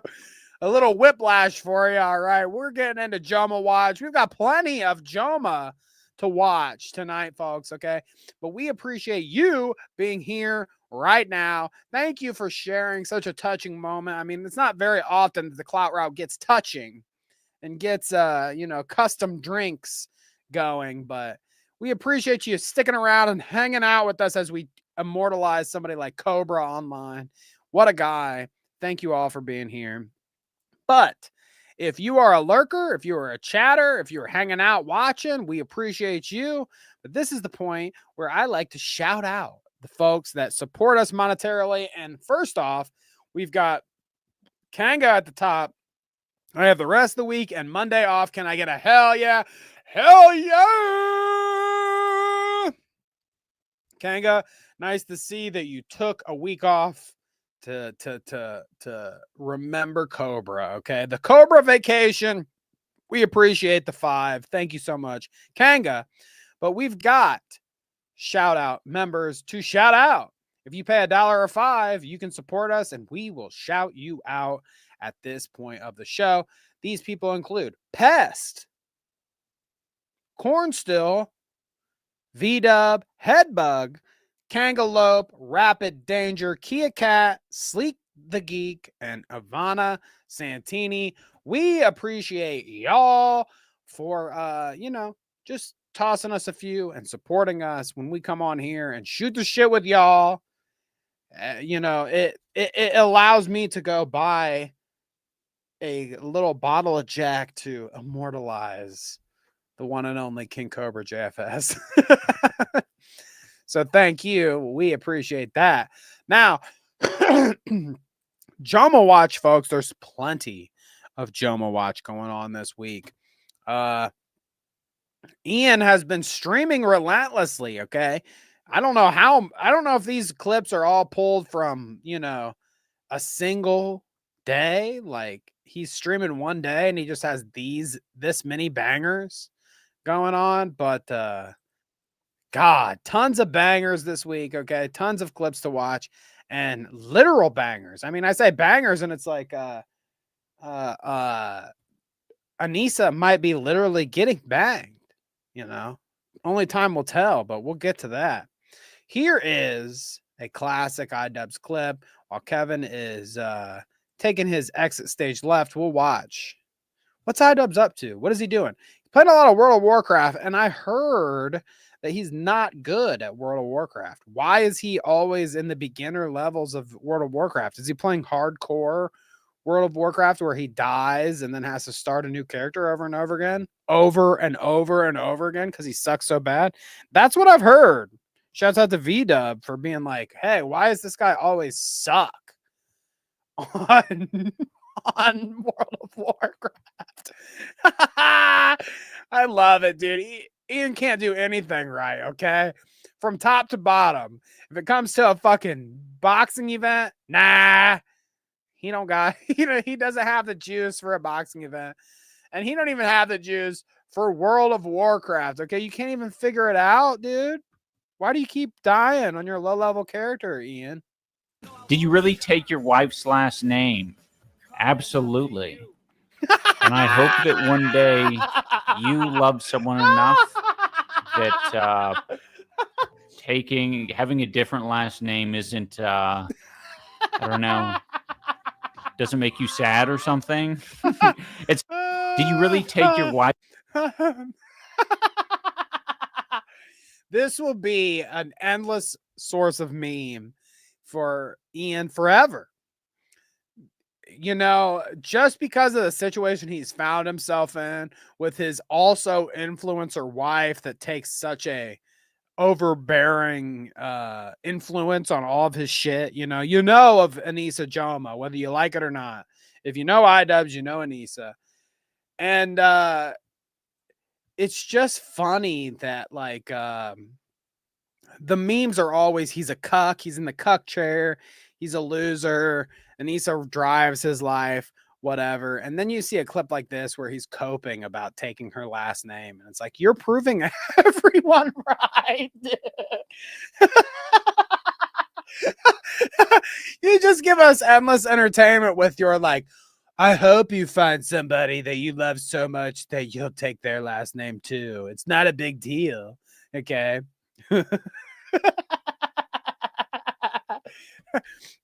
Well, why? Okay. Well, Ian, this is the question I have to ask you. I agree. Not a big deal if you take her last name. Who cares? I mean, you're getting memed on online, so you're forever going to suffer for it. But I agree for the most part with your sentiment. Who cares if I take her last name? But also I want to ask, who cares if she takes your last name? What was the conversation there? I kind of want to know, Kevin. They're getting married and they're deciding all these things. I wonder what Anisa had to say when it came to taking, they're talking about, because I felt like the new thing, Kevin, was and I knew somebody, I graduated with somebody, an ex-girlfriend of mine, okay?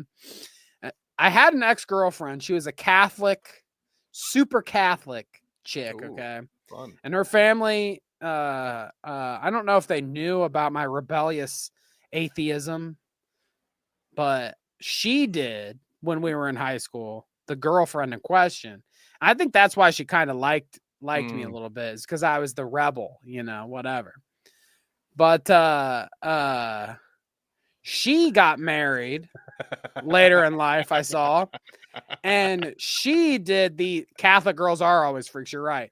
She would always tell me, even when we were dating in high school, she would tell me, I want to marry a black guy. She says, I want to marry a black guy. It's like, I'm so attracted to black guys. To me, as her boyfriend, she'd tell me this, okay? Oh, okay. I didn't realize that it was at the time while you guys were dating. Yeah, that would be... That'd be intimidating. Yeah, that's something you can't offer. You know what I mean? Exactly. One thing if she's like, "Oh, look at that guy's beard. So he looks so handsome with that beard." You're like, "Well, I could try." She's like, you can't. You can't offer that, dude. She might as well tell you she's into chicks. You're like, well, how did I get here then? But no, she told me, she's like, I want to marry a black guy. I want to get with a black guy someday. She did. She did. She's married to a black guy with multiple kids these days, Kevin. Hell yeah, dude. So she did what she wanted to do. Hats off to her. What was my point here? You had asked what the conversation was like behind the scenes, which Anisa gave us a bit of it when she dropped that line. What did she say? Anisa Washburn was stormed the Capitol on January 6th. Like, that was her take on her husband's last name. Well, see, here's the progressive thing that I think they should have done, okay? Is that what my Catholic ex-girlfriend did with her black husband? They combined. It sounds funny when I put it like the way you say it, yeah, it's just kind of like, oh, okay. Yeah. Hey, she was the one obsessed with the black guys, okay? It's not me. This is her narrative, all right? They combined last names. So I don't know what his was, but they became Reese Wood. Reese Wood is their like hyphen squad, dude. Yeah. Their combined last name. They combined the last names, which if I did that with my wife, we would have a weird ass fucking last name. It wouldn't have worked for us. But some people combine if they don't want to commit to the standard of the man's last name. Would combine. But well, and like Anisa was like, Yeah, there are times where I completely understand it. Like if it's the end of a lineage. So, let's say you're an only child and you're a daughter and, your dad's whatever, your grandparent down the line, it's like you're the last of the bloodline. And so that last name will disappear forever once you get married. I can understand people wanting to do it, but I don't know if that was this situation. I said, how long were you together after? Oh, should a I long like time based on that laugh? No, I'm just should I, because like this was a girl I dated in high school, and then as I went to college, like we continued to like kind of talk. She visited me in college, whatever, blah blah blah.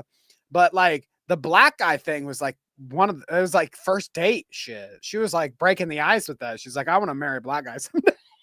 So just so you know, you're just keeping someone's seat warm. I think that's, I don't necessarily think that's the worst thing. It's not like I expected to marry her when I was in high school. So, I kind of appreciate, retrospectively, I think then I was like, oh, you bitch. Like, why would you say that? What are you saying? What are you saying right now? Where am I coming up short? Okay. But in retrospect, I appreciate it a little bit. It's like she was like, look, this isn't this me and you, this I'm just trying to piss my parents off here, okay? Like this isn't gonna be a thing. I'm gonna find a very 3 kids, okay, in the future. This isn't happening.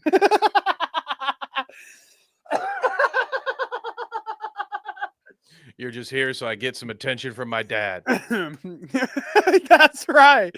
Dad, my boyfriend thinks that God isn't real. God damn you. God damn it, Sarah. Oh, but you want to see what the Jomas have been up to, okay?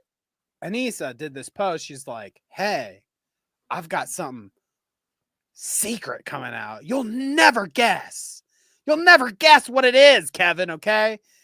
We're coming back out, okay? We're starting it again. What's going on? What's the surprise here? And here you go, folks. Here's the surprise. Whoa! Oh, I knew it. I knew it. That's why I gave you all with the trigger warning. Are we going to get I think this is fine. There's no nudity. in trouble for that? In true succubus fashion, I'm announcing my relaunch. You can subscribe now. Lots of photos to come. But my favorite part of such a post, okay, I won't do Anisa's underbutt in this shot. Okay, I'll scroll down a little bit. You got iDubbbz commenting right underneath. iDubbbz Ian Joma, taking the last name there. Ian Joma says, I love succubi. Sorry to those who have never experienced the love of a succubus. Now, Kevin, I'm not an experienced, like World of Warcrafter or like Dungeons and Dragons or I've played fantasy games. Okay. I know what a succubus is. All right. And my interpretation of a succubus is that like they make you think what they want you to think so that they can get you. And they do the alluring. They do the Jedi mind tricks, okay, to get what they want so they can get close and they can suck the life out of you, okay? They're demons, sexual demons that want to suck the life out of you. Ian says, I love succubi. Sorry to those who have never experienced the love of a succubus. Like, so is this Ian admitting his soul is being sucked by the temptress here? Okay, I just don't feel like this is a good thing to admit, Kevin. Oh, man. This guy and not knowing what words means goes together like a peanut butter and banana sandwich. Lots of photos. Yeah. A little innuendo here, huh? Okay, well, in true succubus fashion, okay, she's got the seducting words, okay? She knows how to lure them in. Lots of photos to come, okay, literally. But yeah, you are also correct, Danny. The definition, essentially, of a succubus in lore was like a shape-shifting demon that drains its target's essence, their life force. Leaves them either dead or as a soulless husk. Yeah, I think that all tracks. I think it was a very accurate statement. It's like Ian, in that instance, is saying exactly what the succubus would want him to say. He's like, I love my succubus. He might as well have posted underneath, I'll be snapping photos from the chair in the corner, is what he might as well have said right there. Oh, God, dude. Oh, God. All right. Don't point at it. Yes, sir. Them's the rules, pal. Gracious. But this resulted in just a tirade of Anisa posts. What? And also Ian clips. There's tons of Ian clips. But here's a good Anisa post, okay? She says, 90% of the fun of continuing to be online is getting these losers to foam at the mouth anytime I do anything. They never figure it out either. People writing paragraphs in my replies proving my point, LOL. I struck a nerve. And then you've got Ethan Klein's biggest fan, Caramel Colored. Remember when we talked about her? She says, he's promoting you. Let's go. She says, that's fucking awesome. Just had to make the incels mad enough to put it on his Reddit, LOL. Are you still calling a dude with 3 kids an incel? Yeah.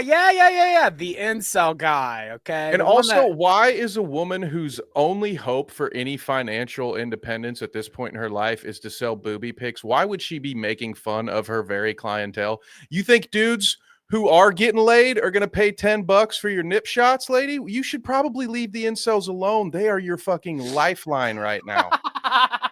Without them, you have nothing. I feel like a lot of them are into this kind of chatter, though, Kevin, where they're like, dehumanized and like, maybe that's what she's going for. It's like kind of a thing, you know what I'm saying? She's like degrading them. I've heard about these dudes. They're like, yeah, I'm gonna pay you money. You're gonna degrade me and spit in my face. So I've heard about this. Okay. Yeah. So okay. I think I was wrong. I think I just didn't understand that I'm not the demographic, so I couldn't understand it. But now it's starting to make more sense now. Actually, she's like, yeah, you pathetic little loser. You get in here and pay me $10, you worm. Oh goodness. Piece of crap. There are endless clips here. One of the funnier things that I thought that they were talking about recently, and one of the things that like I think Anisa, I mean, obviously Anisa has turned him, like made him do, besides take her last name. She's also ruining all of the music that Ian has ever listened to. Okay. Ian's obviously a fan of all of these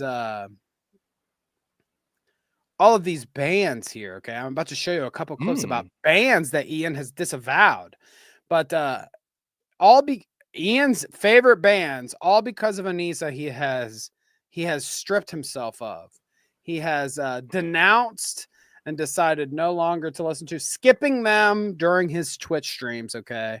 Because Anisa says so. Let's listen to a little bit of this. Now, the first one here, Disturbed, okay? I have to admit, and I'll show you a clip, but I had to admit, Disturbed, that guy, the lead singer, the bald dude, unfortunately not the best representation of balds. I mean, as I'll show you here in a second, he's literally signing bombs. Not a good thing, but I thought this was interesting. Anisa, wait a minute. Anisa telling Ian, okay, you see here, Beazle says, I remember a stream where Disturbed started playing and Ian skipped it because the singer was Zionist. All right, and here is Ian talking about it. Let's listen. Wait a minute. We got to skip fucking Disturbed. Thank you very much. I mean, I would too, but why you skip Disturbed? It's because the fucking Sound of Silence cover is ass, dude. That's why. Disturbed or whatever is like some crazy Israel Zionist like supporter, and I just like can't fuck with it. Now that I know it, it just like kind of ruins the song for me. Oh boy. I don't know if he was one of the guys who's like literally signing a fucking bomb or something. Sounds like you don't know a lot for having such a strong opinion there. Well, this is what thank you, Kevin. Thank you. Because you can tell as he talks about this, that this is explicitly something that he hasn't thought about at all. And he has just taken in from Anisa. Anisa, any cover of Sound of Silence sucks. Yeah, you just got to go with the original. But but you can tell he hasn't thought about this at all. He don't even know. Like in his fucking head, he's like, I think that was the guy that signed the bomb or whatever. So I don't think he's cool anymore. It's all something that Anisa just told him, hey, no more Disturbed. And he's like, okay, honey, anything else? Like he hasn't actually thought about what the way he talks about it, he hasn't actually thought about it for himself. He hasn't processed it in his brain. Like, okay, Disturbed was a band I liked, but the guy is kind of an asshole, so I'm not going to listen to it anymore. No, it was just like Disturbed came up on a playlist that he was listening to, and Anisa was like, hey, we can't listen to this. And he's like, yes, sir. Yes, ma'am. Yes, sir, ma'am. Yes, sir, ma'am. I'm sorry, ma'am. Like, he's such a fucking he has no opinion for himself. This whole charade he does where he's like, well, I'm the guy that likes to roll around in pig shit or whatever. Anisa's the one that likes to roll around in pig shit, but she likes to make you do it so she can watch. Well, I mean, that might get $10 a month if she starts doing that. People might buy those photos. So maybe this is a good idea. But I do agree. It sounds like the type of argument my brother would give to me when he was in like the 3rd grade and he just heard something on the school bus and now it was a fact of life and he was going to come home and tell me all about it. And I'd have to be the one to unfortunately just shatter his brand new worldview. Which again, I'm about to show you. He was 9, by the way. He was 9 years old. easily influenced. Okay, he's excusable there. Let's listen to Ian here real quick. Yeah. I don't know the details, but it's something like that. I don't know the details. No I just shit, hate you this guy. don't, pal. No, Anisa says he did sign the bomb. He signed the bomb. Okay, thank you. Okay, yeah, be quiet. So fortunately, he got this one right. All right, he got this one right. The Disturbed guy, kind of crazy. All right, Kevin, I have to admit that like Disturbed is whatever to me. I mean, I don't hold them as some like they weren't my band. You didn't get down with the sickness, dude? I mean, I get down with the sickness a little bit. That's not bad. That's not bad. I like a little. Good, dude. I like a little bit Disturbed, but they're not like my ride or die. Used to slam 15-pound dumbbells to some Disturbed, man. You that's know what I'm saying? right. Okay, Woo, I bet that's a 1.5, not a 5.0. I bet a lot of people work out to some Disturbed, but I do have to admit that it doesn't even really matter what the context is. Okay, if you think about this just at like brass tacks, this guy we're about to see signed bombs that are going to be dropped on people to kill them. I just don't think that in any situation, it really doesn't matter who the people are that we're dropping the bombs are on.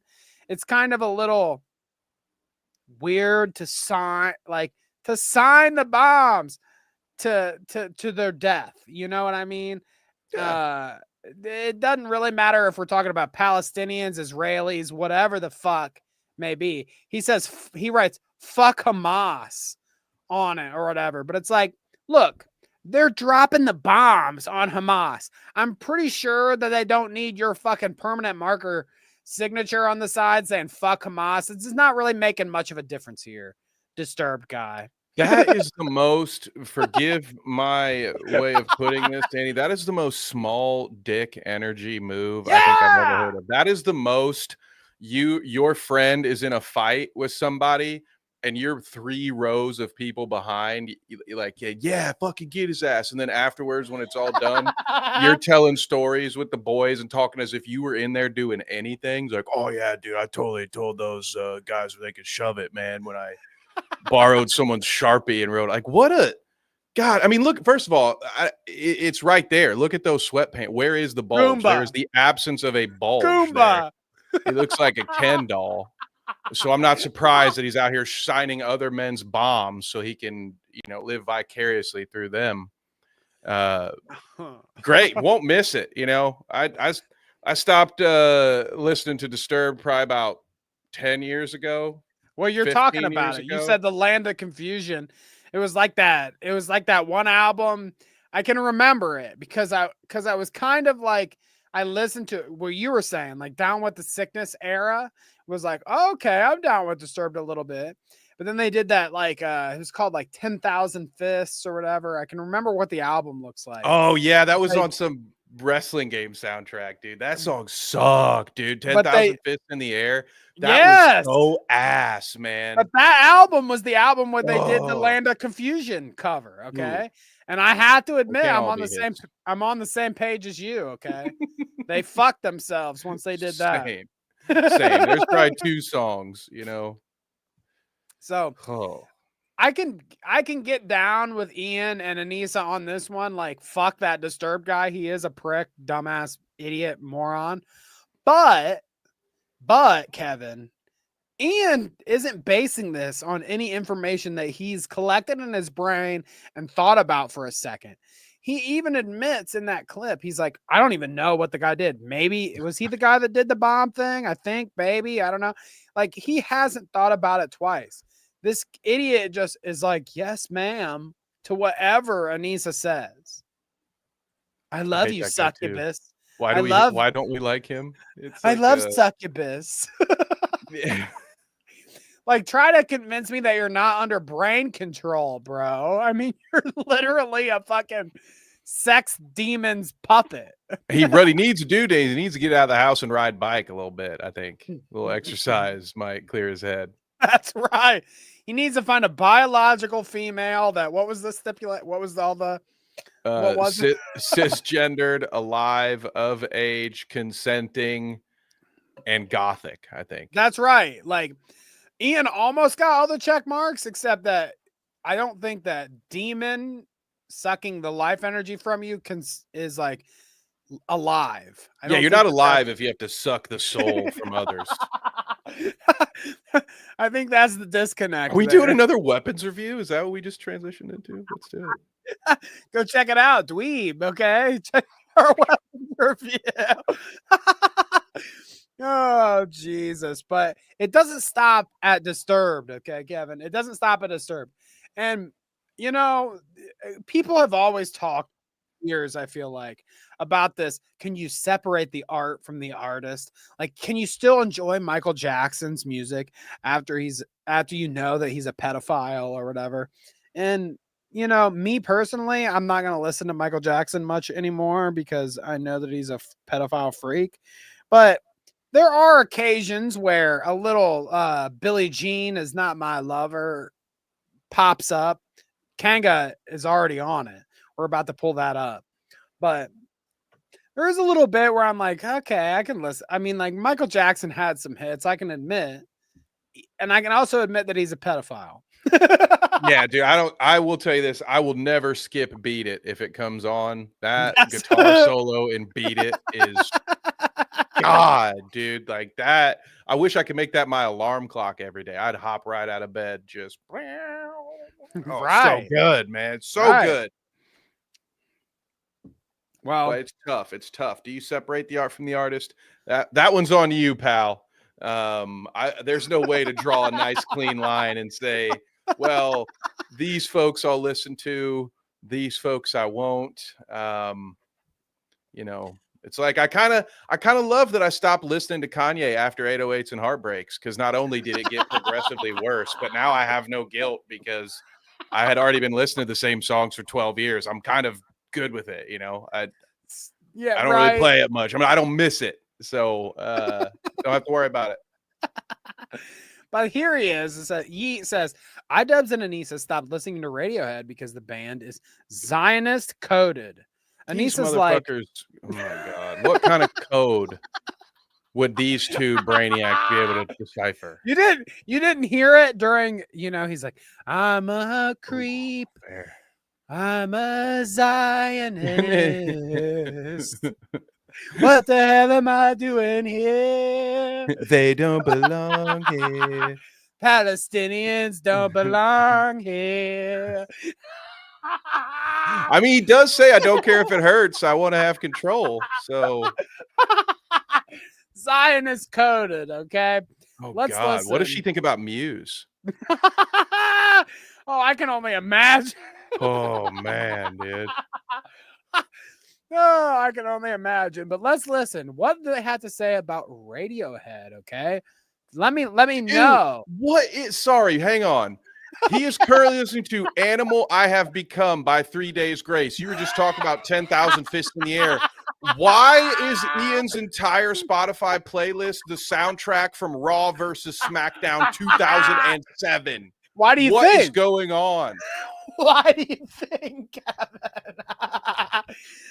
Was it a brain injury in 2007? Exactly. That was the first time he got socked in the head. Arrested Development. You know, I didn't know until they told me, so it's fair.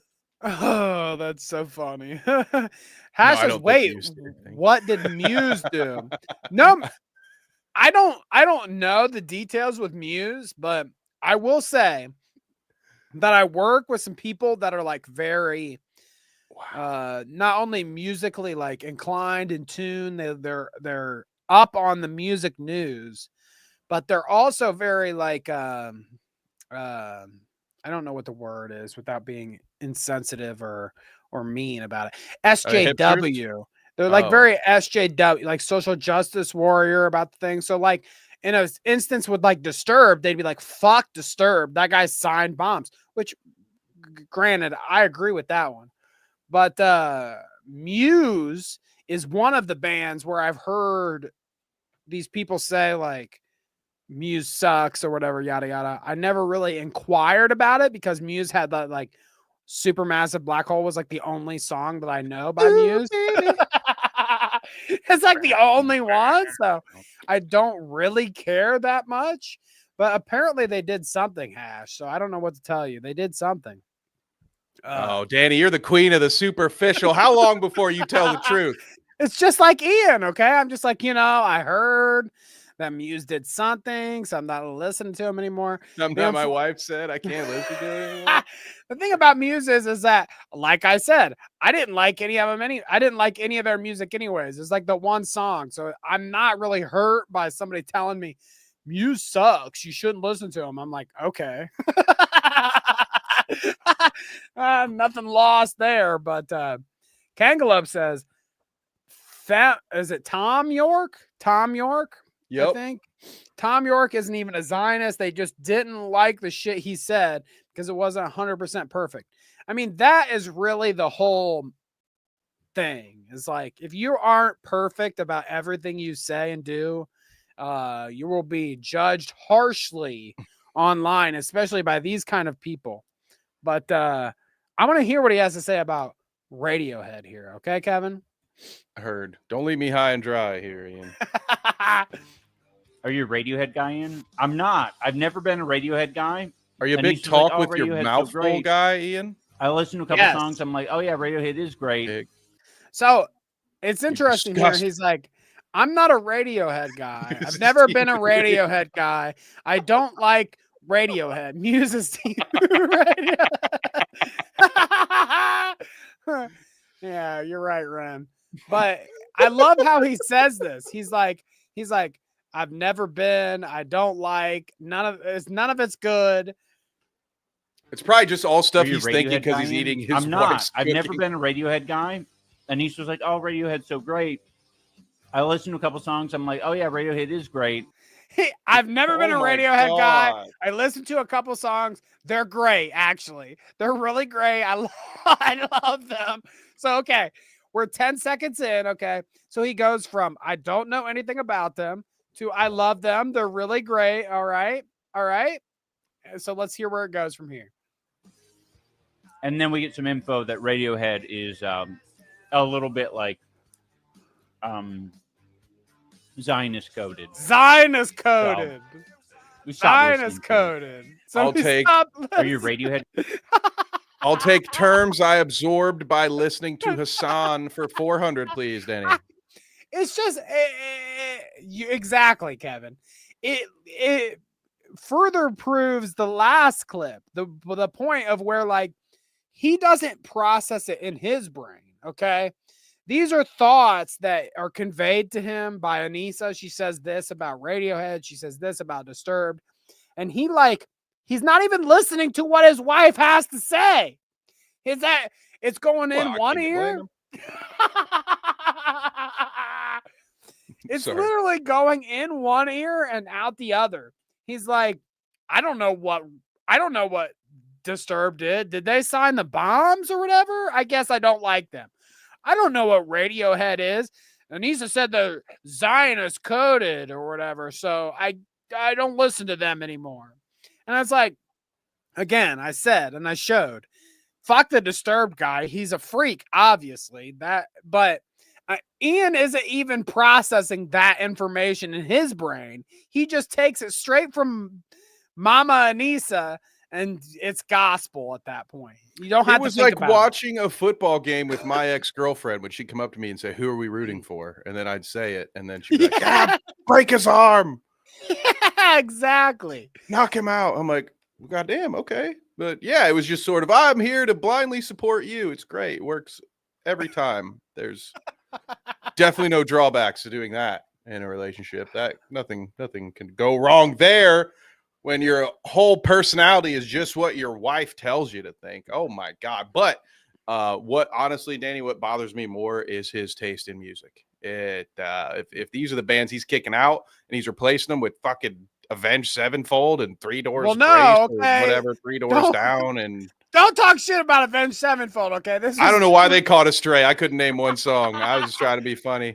This is 3 Days Grace, okay? I'll agree with you there, okay? Grace. Whatever the fuck garbage he was listening to, all right? I'll agree. Like is that like a Christian band? Are they like POD who just got one popular song because people didn't realize it was Christian? It's like because 3 Days Grace, it really sounds like a Christian band.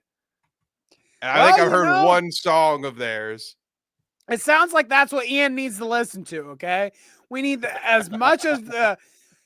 Basically, Ian can only listen to like Nickelback at this point because if we venture out of something so vanilla as Nickelback, you know, we're getting a little too controversial. Okay, and Radiohead a little too controversial. Okay, we can't listen to that. No Michael Jackson. Okay, he's a pedophile. Oh man, as long as whatever Anisa says goes, okay. Well, and Kanga says this. He can listen to Bob Villain and Kneecap. And it's like I've never even listened to these guys' music. I just know what it's about. Obviously, it's like they're associated with the leftist movement, whatever, blah blah blah. And it is funny that you say that, and I've seen Ian streams because he's always constantly playing this music because he doesn't want people to pull up his clips on YouTube because they know that they'll get copyright. So I know that's why he does it. He could say whatever the fuck he wants. I know that's why he does it because he knows that people won't make money off of his dumb clips if he has the music playing in the background. But I have seen Bob Villain and Kneecap both pop up on his music thing or whatever. And I feel like it because of how he describes Disturbed and Radiohead and how he reacts to the kind of music they do and how he doesn't want to listen to them anymore. I do feel like he only listens to Bob Villain and Kneecap because he knows they're associated with the movement that he wants to be associated with. You know what I'm saying? Because if he's not even making the connections in his brain to think about like why I don't like Disturbed, why I don't like Radiohead, he's not thinking about why I like Bob Villain, why I like Kneecap. He's not even absorbing the content of their music and if he actually likes it or not. I feel like he's just playing it on a stream because Anisa said these guys are down with the cause. Okay, we know that these guys are good. These are the approved ones. So you can play Bob Villain and Kneecap on your stream and Ian, it's fine. But when it comes to Radiohead, you got to skip. Disturbed, skip it. It's just, I don't think he actually thinks about any of this. I think he just listens to what mommy says. I have no argument against that, Danny. You're likely correct. Oh, I do like the name Bob Villain, though. Tip of the cap. All right. Well good done. One, right? Yeah. I like that a lot, too, honestly. I had to admit. But there you go, folks. There is your King Cobra tribute, your Jomawatch for the night. Okay, there were other things to get to, like Destiny being a pedophile, but you know what? What else is new, right? It's like, okay, allegedly pedophile, right? Is it allegedly? Is that's his next move, right? Is to say, well, actually, allegedly. What do they call it? What do they call it when it's technically? I like teenagers, not children. So Ebophile. Yeah. So there you go. That. Mm-hmm. I'm not a pedophile. I'm an ebophile. Okay. But what a just. I do love this whole. I do love this thing that happens frequently. I feel like with creators online where they get into the circumstance where they have talked to somebody that's on the line or not 18, 17, or maybe 17 or whatever. And they all say like, they default to like, oh, well, she told me she was 18, so it was fine or whatever. And they're all like, yeah, she was 18. She's legal. It's cool. Like, what can you say to me about it? Whatever. And then they even go, they extend it and they say, well, if she was 17, it's legal in 30 states or whatever. If she's 17, it's legal in the UK. If she's 17, it's It's legal in Canada if she's 17 or whatever it is. It's like they got all these excuses of like, well, if she wasn't 18, like I thought, if she was 17, like what's the line? What, you know, that's legal here and it's not legal there, blah, blah, blah. What's the line? And yeah, that's a slippery slope. Next thing you know, you're going to say, well, you know, in the colonial times, they were actually marrying 12-year-olds. So, you know, it wasn't always frowned upon. Just shut up, you freak. Just shut up. You know, if that's your opinion, first of all, go see somebody. Go get some help. Secondly, you don't have to broadcast your debauchery to the rest of us. You degenerate. Keep it to yourself. Actually, don't. I take that back. Spout it all out loud and proud so our boy Chris Hansen can trap you in a Roblox house and ask you to take a seat. It's just a funny thing because it's like, listen, if you were a 22-year-old, if you're a 22-year-old, she's only 17. Exactly. You know, but if you're like a 20-year-old, a 22-year-old, a 23-year-old, a 21-year-old, whatever, and you thought you were talking to an 18-year-old who's only 5 years your difference or 4 years your difference or whatever the case may be, and you thought you were talking to an 18-year-old, but she deceived you or he deceived you or they deceived you in some sort of way. They didn't tell you the honest truth. They were actually underage. They were 17 or whatever when they weren't 18, whatever the case may be. Maybe you can argue about this thing where you're like, well, it's legal some places, it's not some other places or whatever. You're in close proximity, okay? Like your emotional intelligence and your age is not that much far removed from this person, okay? If it was 10 years down the line and they were 27 and you're 32 or whatever, you know, it wouldn't make a difference, right? So like maybe you can kind of talk about that when you're close in proximity of age. But when you're a Destiny guy and you're 33 years old and you're talking to, maybe they're 18, maybe they're 17, maybe you're a pedophile, you know, like how can you, I don't know. It's just like splitting hairs here. It's like you're an old man and that is a young person that you're taking advantage of in some sort of way. Whether they're 17 or 18, you know a lot more. You've been around the block a lot more. You know how to take advantage of somebody like this at this age, okay? They're easily taken advantage of. That's the whole point. They're inexperienced. They're young people, whatever the case may be. So Destiny, in this case, to me, you can argue about, well, she was 17. It might be legal here or there, or whatever. You're still a fucking weird freak, okay? You're 33 years old, talking to somebody that potentially could not be of age. Your priority should be figuring out if somebody that you're trying to be romantically involved with or sexually involved with, whatever the case may be, you need to figure out as a 30-plus-year-old man if they are of age, okay? Keemstar, when he's hooking up with Brantley, knows that she's of age at least. I think that might be questionable. He's an old man. She's not. Whatever. You can argue about all that situation. But at least he's figuring out she's of age. We can do this, whatever, blah, blah, blah. Destiny doing this like, oh, well, I thought she was 18. Da, da, da. And then she sent me a bunch of fucking sex videos. It's like, you shouldn't even be playing around as a famous 30-plus-year-old online. There should be nothing about you that should be playing around with a person that could be of questionable age.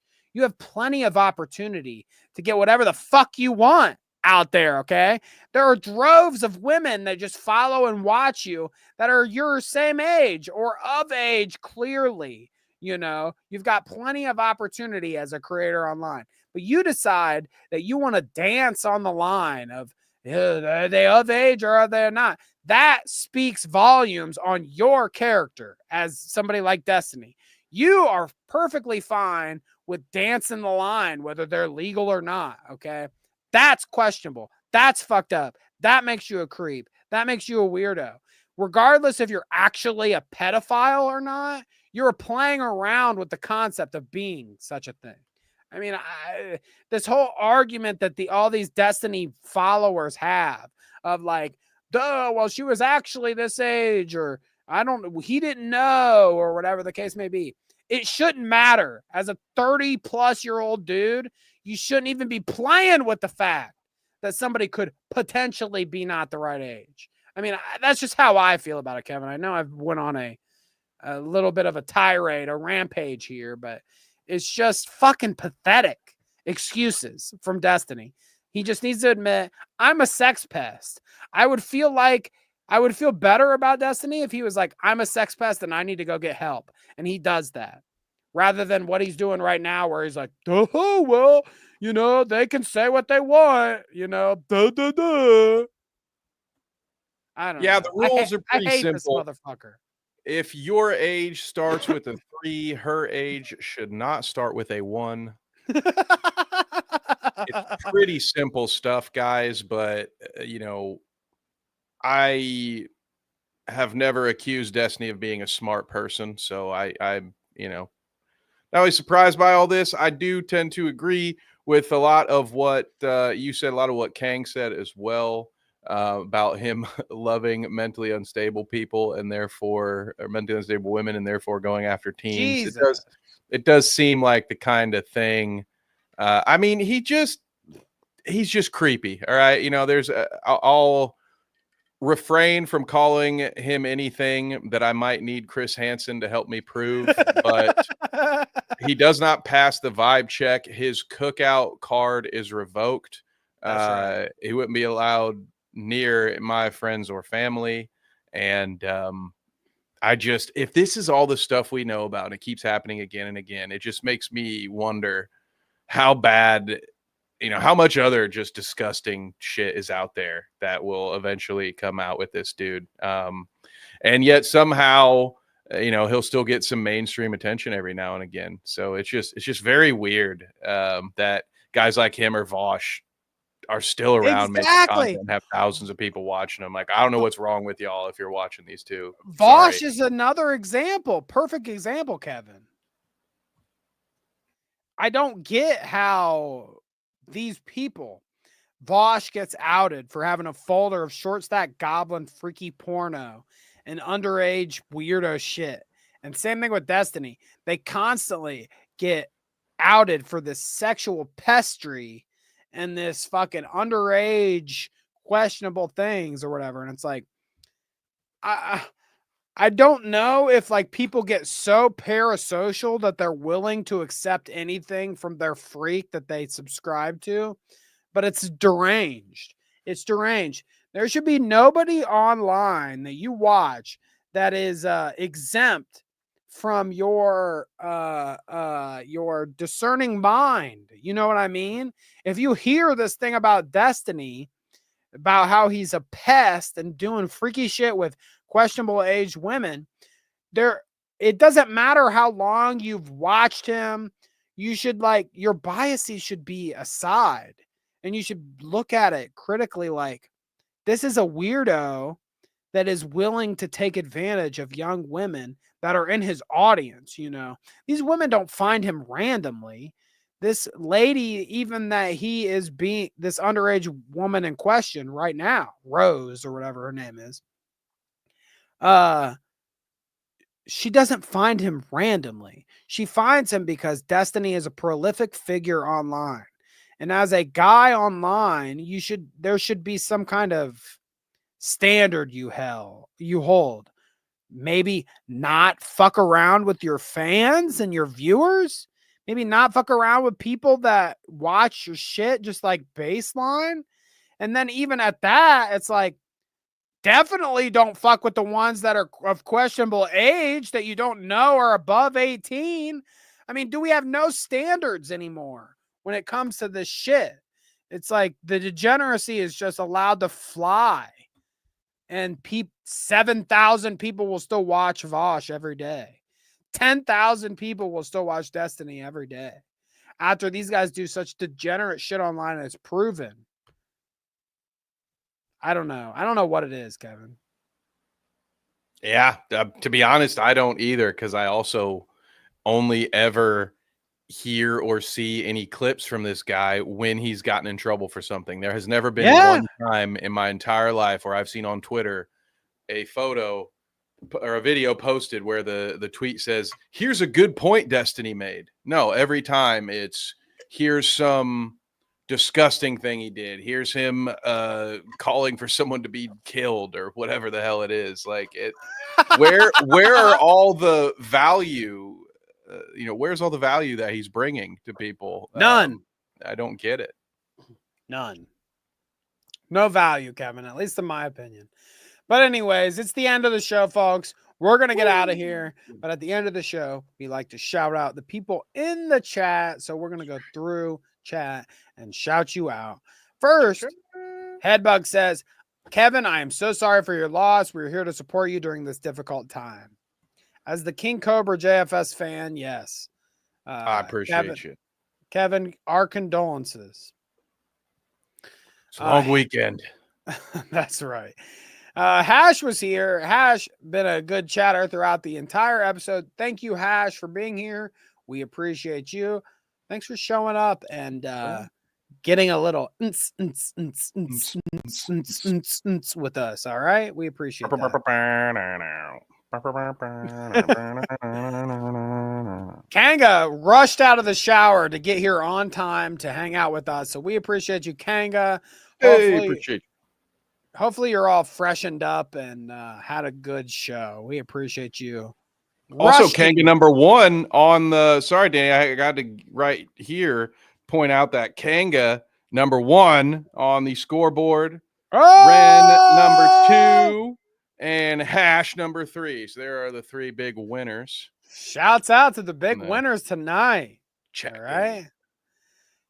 Shadow Humor was here saying I sent him a bunch of squirrel porn. I don't know how true that was. We had Dead Arm here. He says, what's up? Nice to see you, Dead Arm. Thanks for tuning in. That's right. Bite Size Vikes, does any of this matter if Epstein is alive? Oh. Now we're talking about conspiracy theories. Is Epstein still alive? Are they holding him in Alcatraz? We'll never know. No, we won't know. V-Dub was here. Shouts out to V-Dub, one of our prolific producers, just like Poland Spring. I'm sure she's in here somewhere.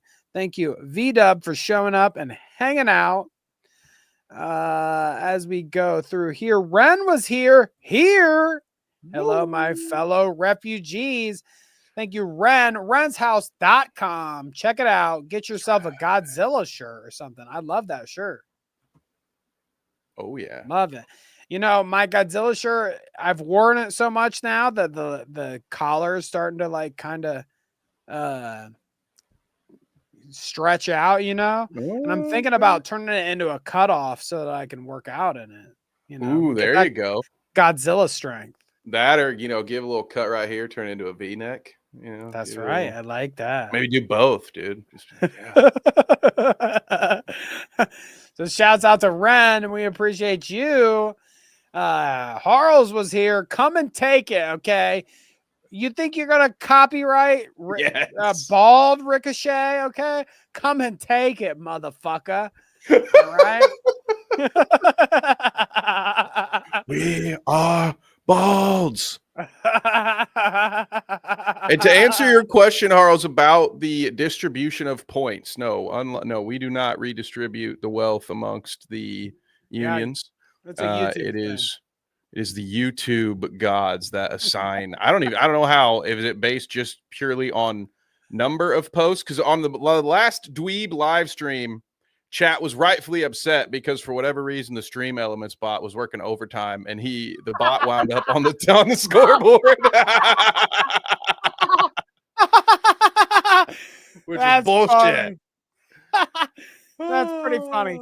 I do wonder if it has something to do with if you spend money too, because I feel like in the past is influenced the ranking if they've spent money on the stream. So I don't know, folks. You might just have to donate tons of money to get to the top spot.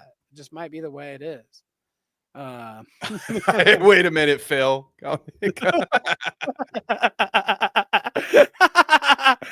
Oh, goodness gracious. We got Ass Cakes here, okay? He says rip Cubs, and he does a little salute. So thank you, Ass Cakes, for showing up. Right. All right. damn, I wouldn't have thought I was that much older than Cobes. I mean, it is something you got to reckon with, right? It's just like, damn. He's a little bit older than me. I mean, like I said earlier in the show, make sure you kiss your loved ones, all right? Because you never know when you're going to go. You never know. No, you never know when you're gonna go. What freaking talk about 2006 freaking butt rock, dude? What song was that? That's right. All right. Did we say we have bite-sized Vikes in the chat tonight? Not quite enough fart content these days. He might be right, Kevin. Truth. I'll retweet that. We had Noah here. Thank you, Noah, for showing up and hanging out. He said King Cobra looks like my stepdad's evil younger twin. The younger one's always the evil one, right? Chris says, after the other guy almost got punched to death, I don't know if I'll ever use that platform. He's talking about Kick and that guy getting abused on that platform. Chris, I agree with you. Base take. Okay. I don't know if I'll ever use Kick. I don't really care about Kick. Fuck Kick, to be honest. Yeah, don't see us moving. Don't see us moving to Kick. Not a fan. All right. So there's that. And you know what? I think that might be everyone in the chat. We've got Kanga, GG Boys. Hash says maybe next week I'll be number 1. Shopify says it's what's the URL? What's she talking about here? Probably Ren's house. Renshouse.com. The Shopify link is offline. I don't know. That's something you have to take up with Ren. You got to hit him up if you want one of those coloring books or those shirts. Okay, you might have to hit him up specifically. I don't know what's going on there. Kanga says I just watched Casino because they can't stream on Twitch and only post clips to YouTube. Yeah, I mean, a show like Casino might have a little trouble on YouTube. I have to admit. But shouts out to them. All right. Kevin, you got anything you want to shout out before we get out of here? What's going on with Dweeb? What's going on with Carnage? We got anything we need to make the people aware of this week? Yeah, it's been a pretty good week over at Dweeb. Dude, I feel blessed, honestly. All 3 channels, this one included, have been growing recently. So I'm just very happy to be here right now. So just posted the second weapons review yesterday over on Dweeb. So that was Noah and I chatting in this room about it. We talked about some different things than what Danny and I talked about. So definitely check both of those out if you have the time for it and you were into the weapons film. Other than that, quick note, no Star Wars stream tomorrow night. It's the last week of our little break here, and we will be back next Wednesday to review the sequel trilogy of Star Wars. That'll be a lot of fun, but don't worry. Yeah. We've got something to make up for no stream tomorrow. So if you're over there, make sure the notifications are on, and we will have something else for you. And yeah, shout out to the folks at Carnage Media. It just had Carnage Fight Series 3 on Saturday. It was a very big event, something we've been working towards a long time, and we were blessed with how well it went. Got a lot of great feedback. So if you ever want to see me at work, go check out Carnage Media on YouTube. Yeah, apparently Shadow has some opinions about Star Wars here, but one of my favorite running gags in Dweeb. Don't tell James this, but one of my favorite things is when we're streaming on a Wednesday and Shadow will come in and he'll be like, guys, it's over. Just let it go. Like we're like 100 something episodes into this show. And he's like, dude, Star Wars is over, guys. Just let it die. Well, shouts out to Shadow. We appreciate you guys lurking, chatting, donating, subscribers, shout out members, all of you. We love you. Okay. If we didn't get to you in chat, we still appreciate you. Lurkers, you're all great. But in the meantime, go check out Dweeb. Go check out what Kevin's doing over there. We will be back next week with who knows what. You never know what happens in between. Hopefully nobody else passes away. We don't want another one of these tribute streams anytime soon. That's for sure. But thank you guys for being here. We appreciate y'all.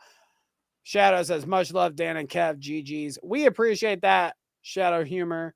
Thank you all, and we will catch y'all next time, Tuesday at 6 p.m. Appreciate ya. Peace.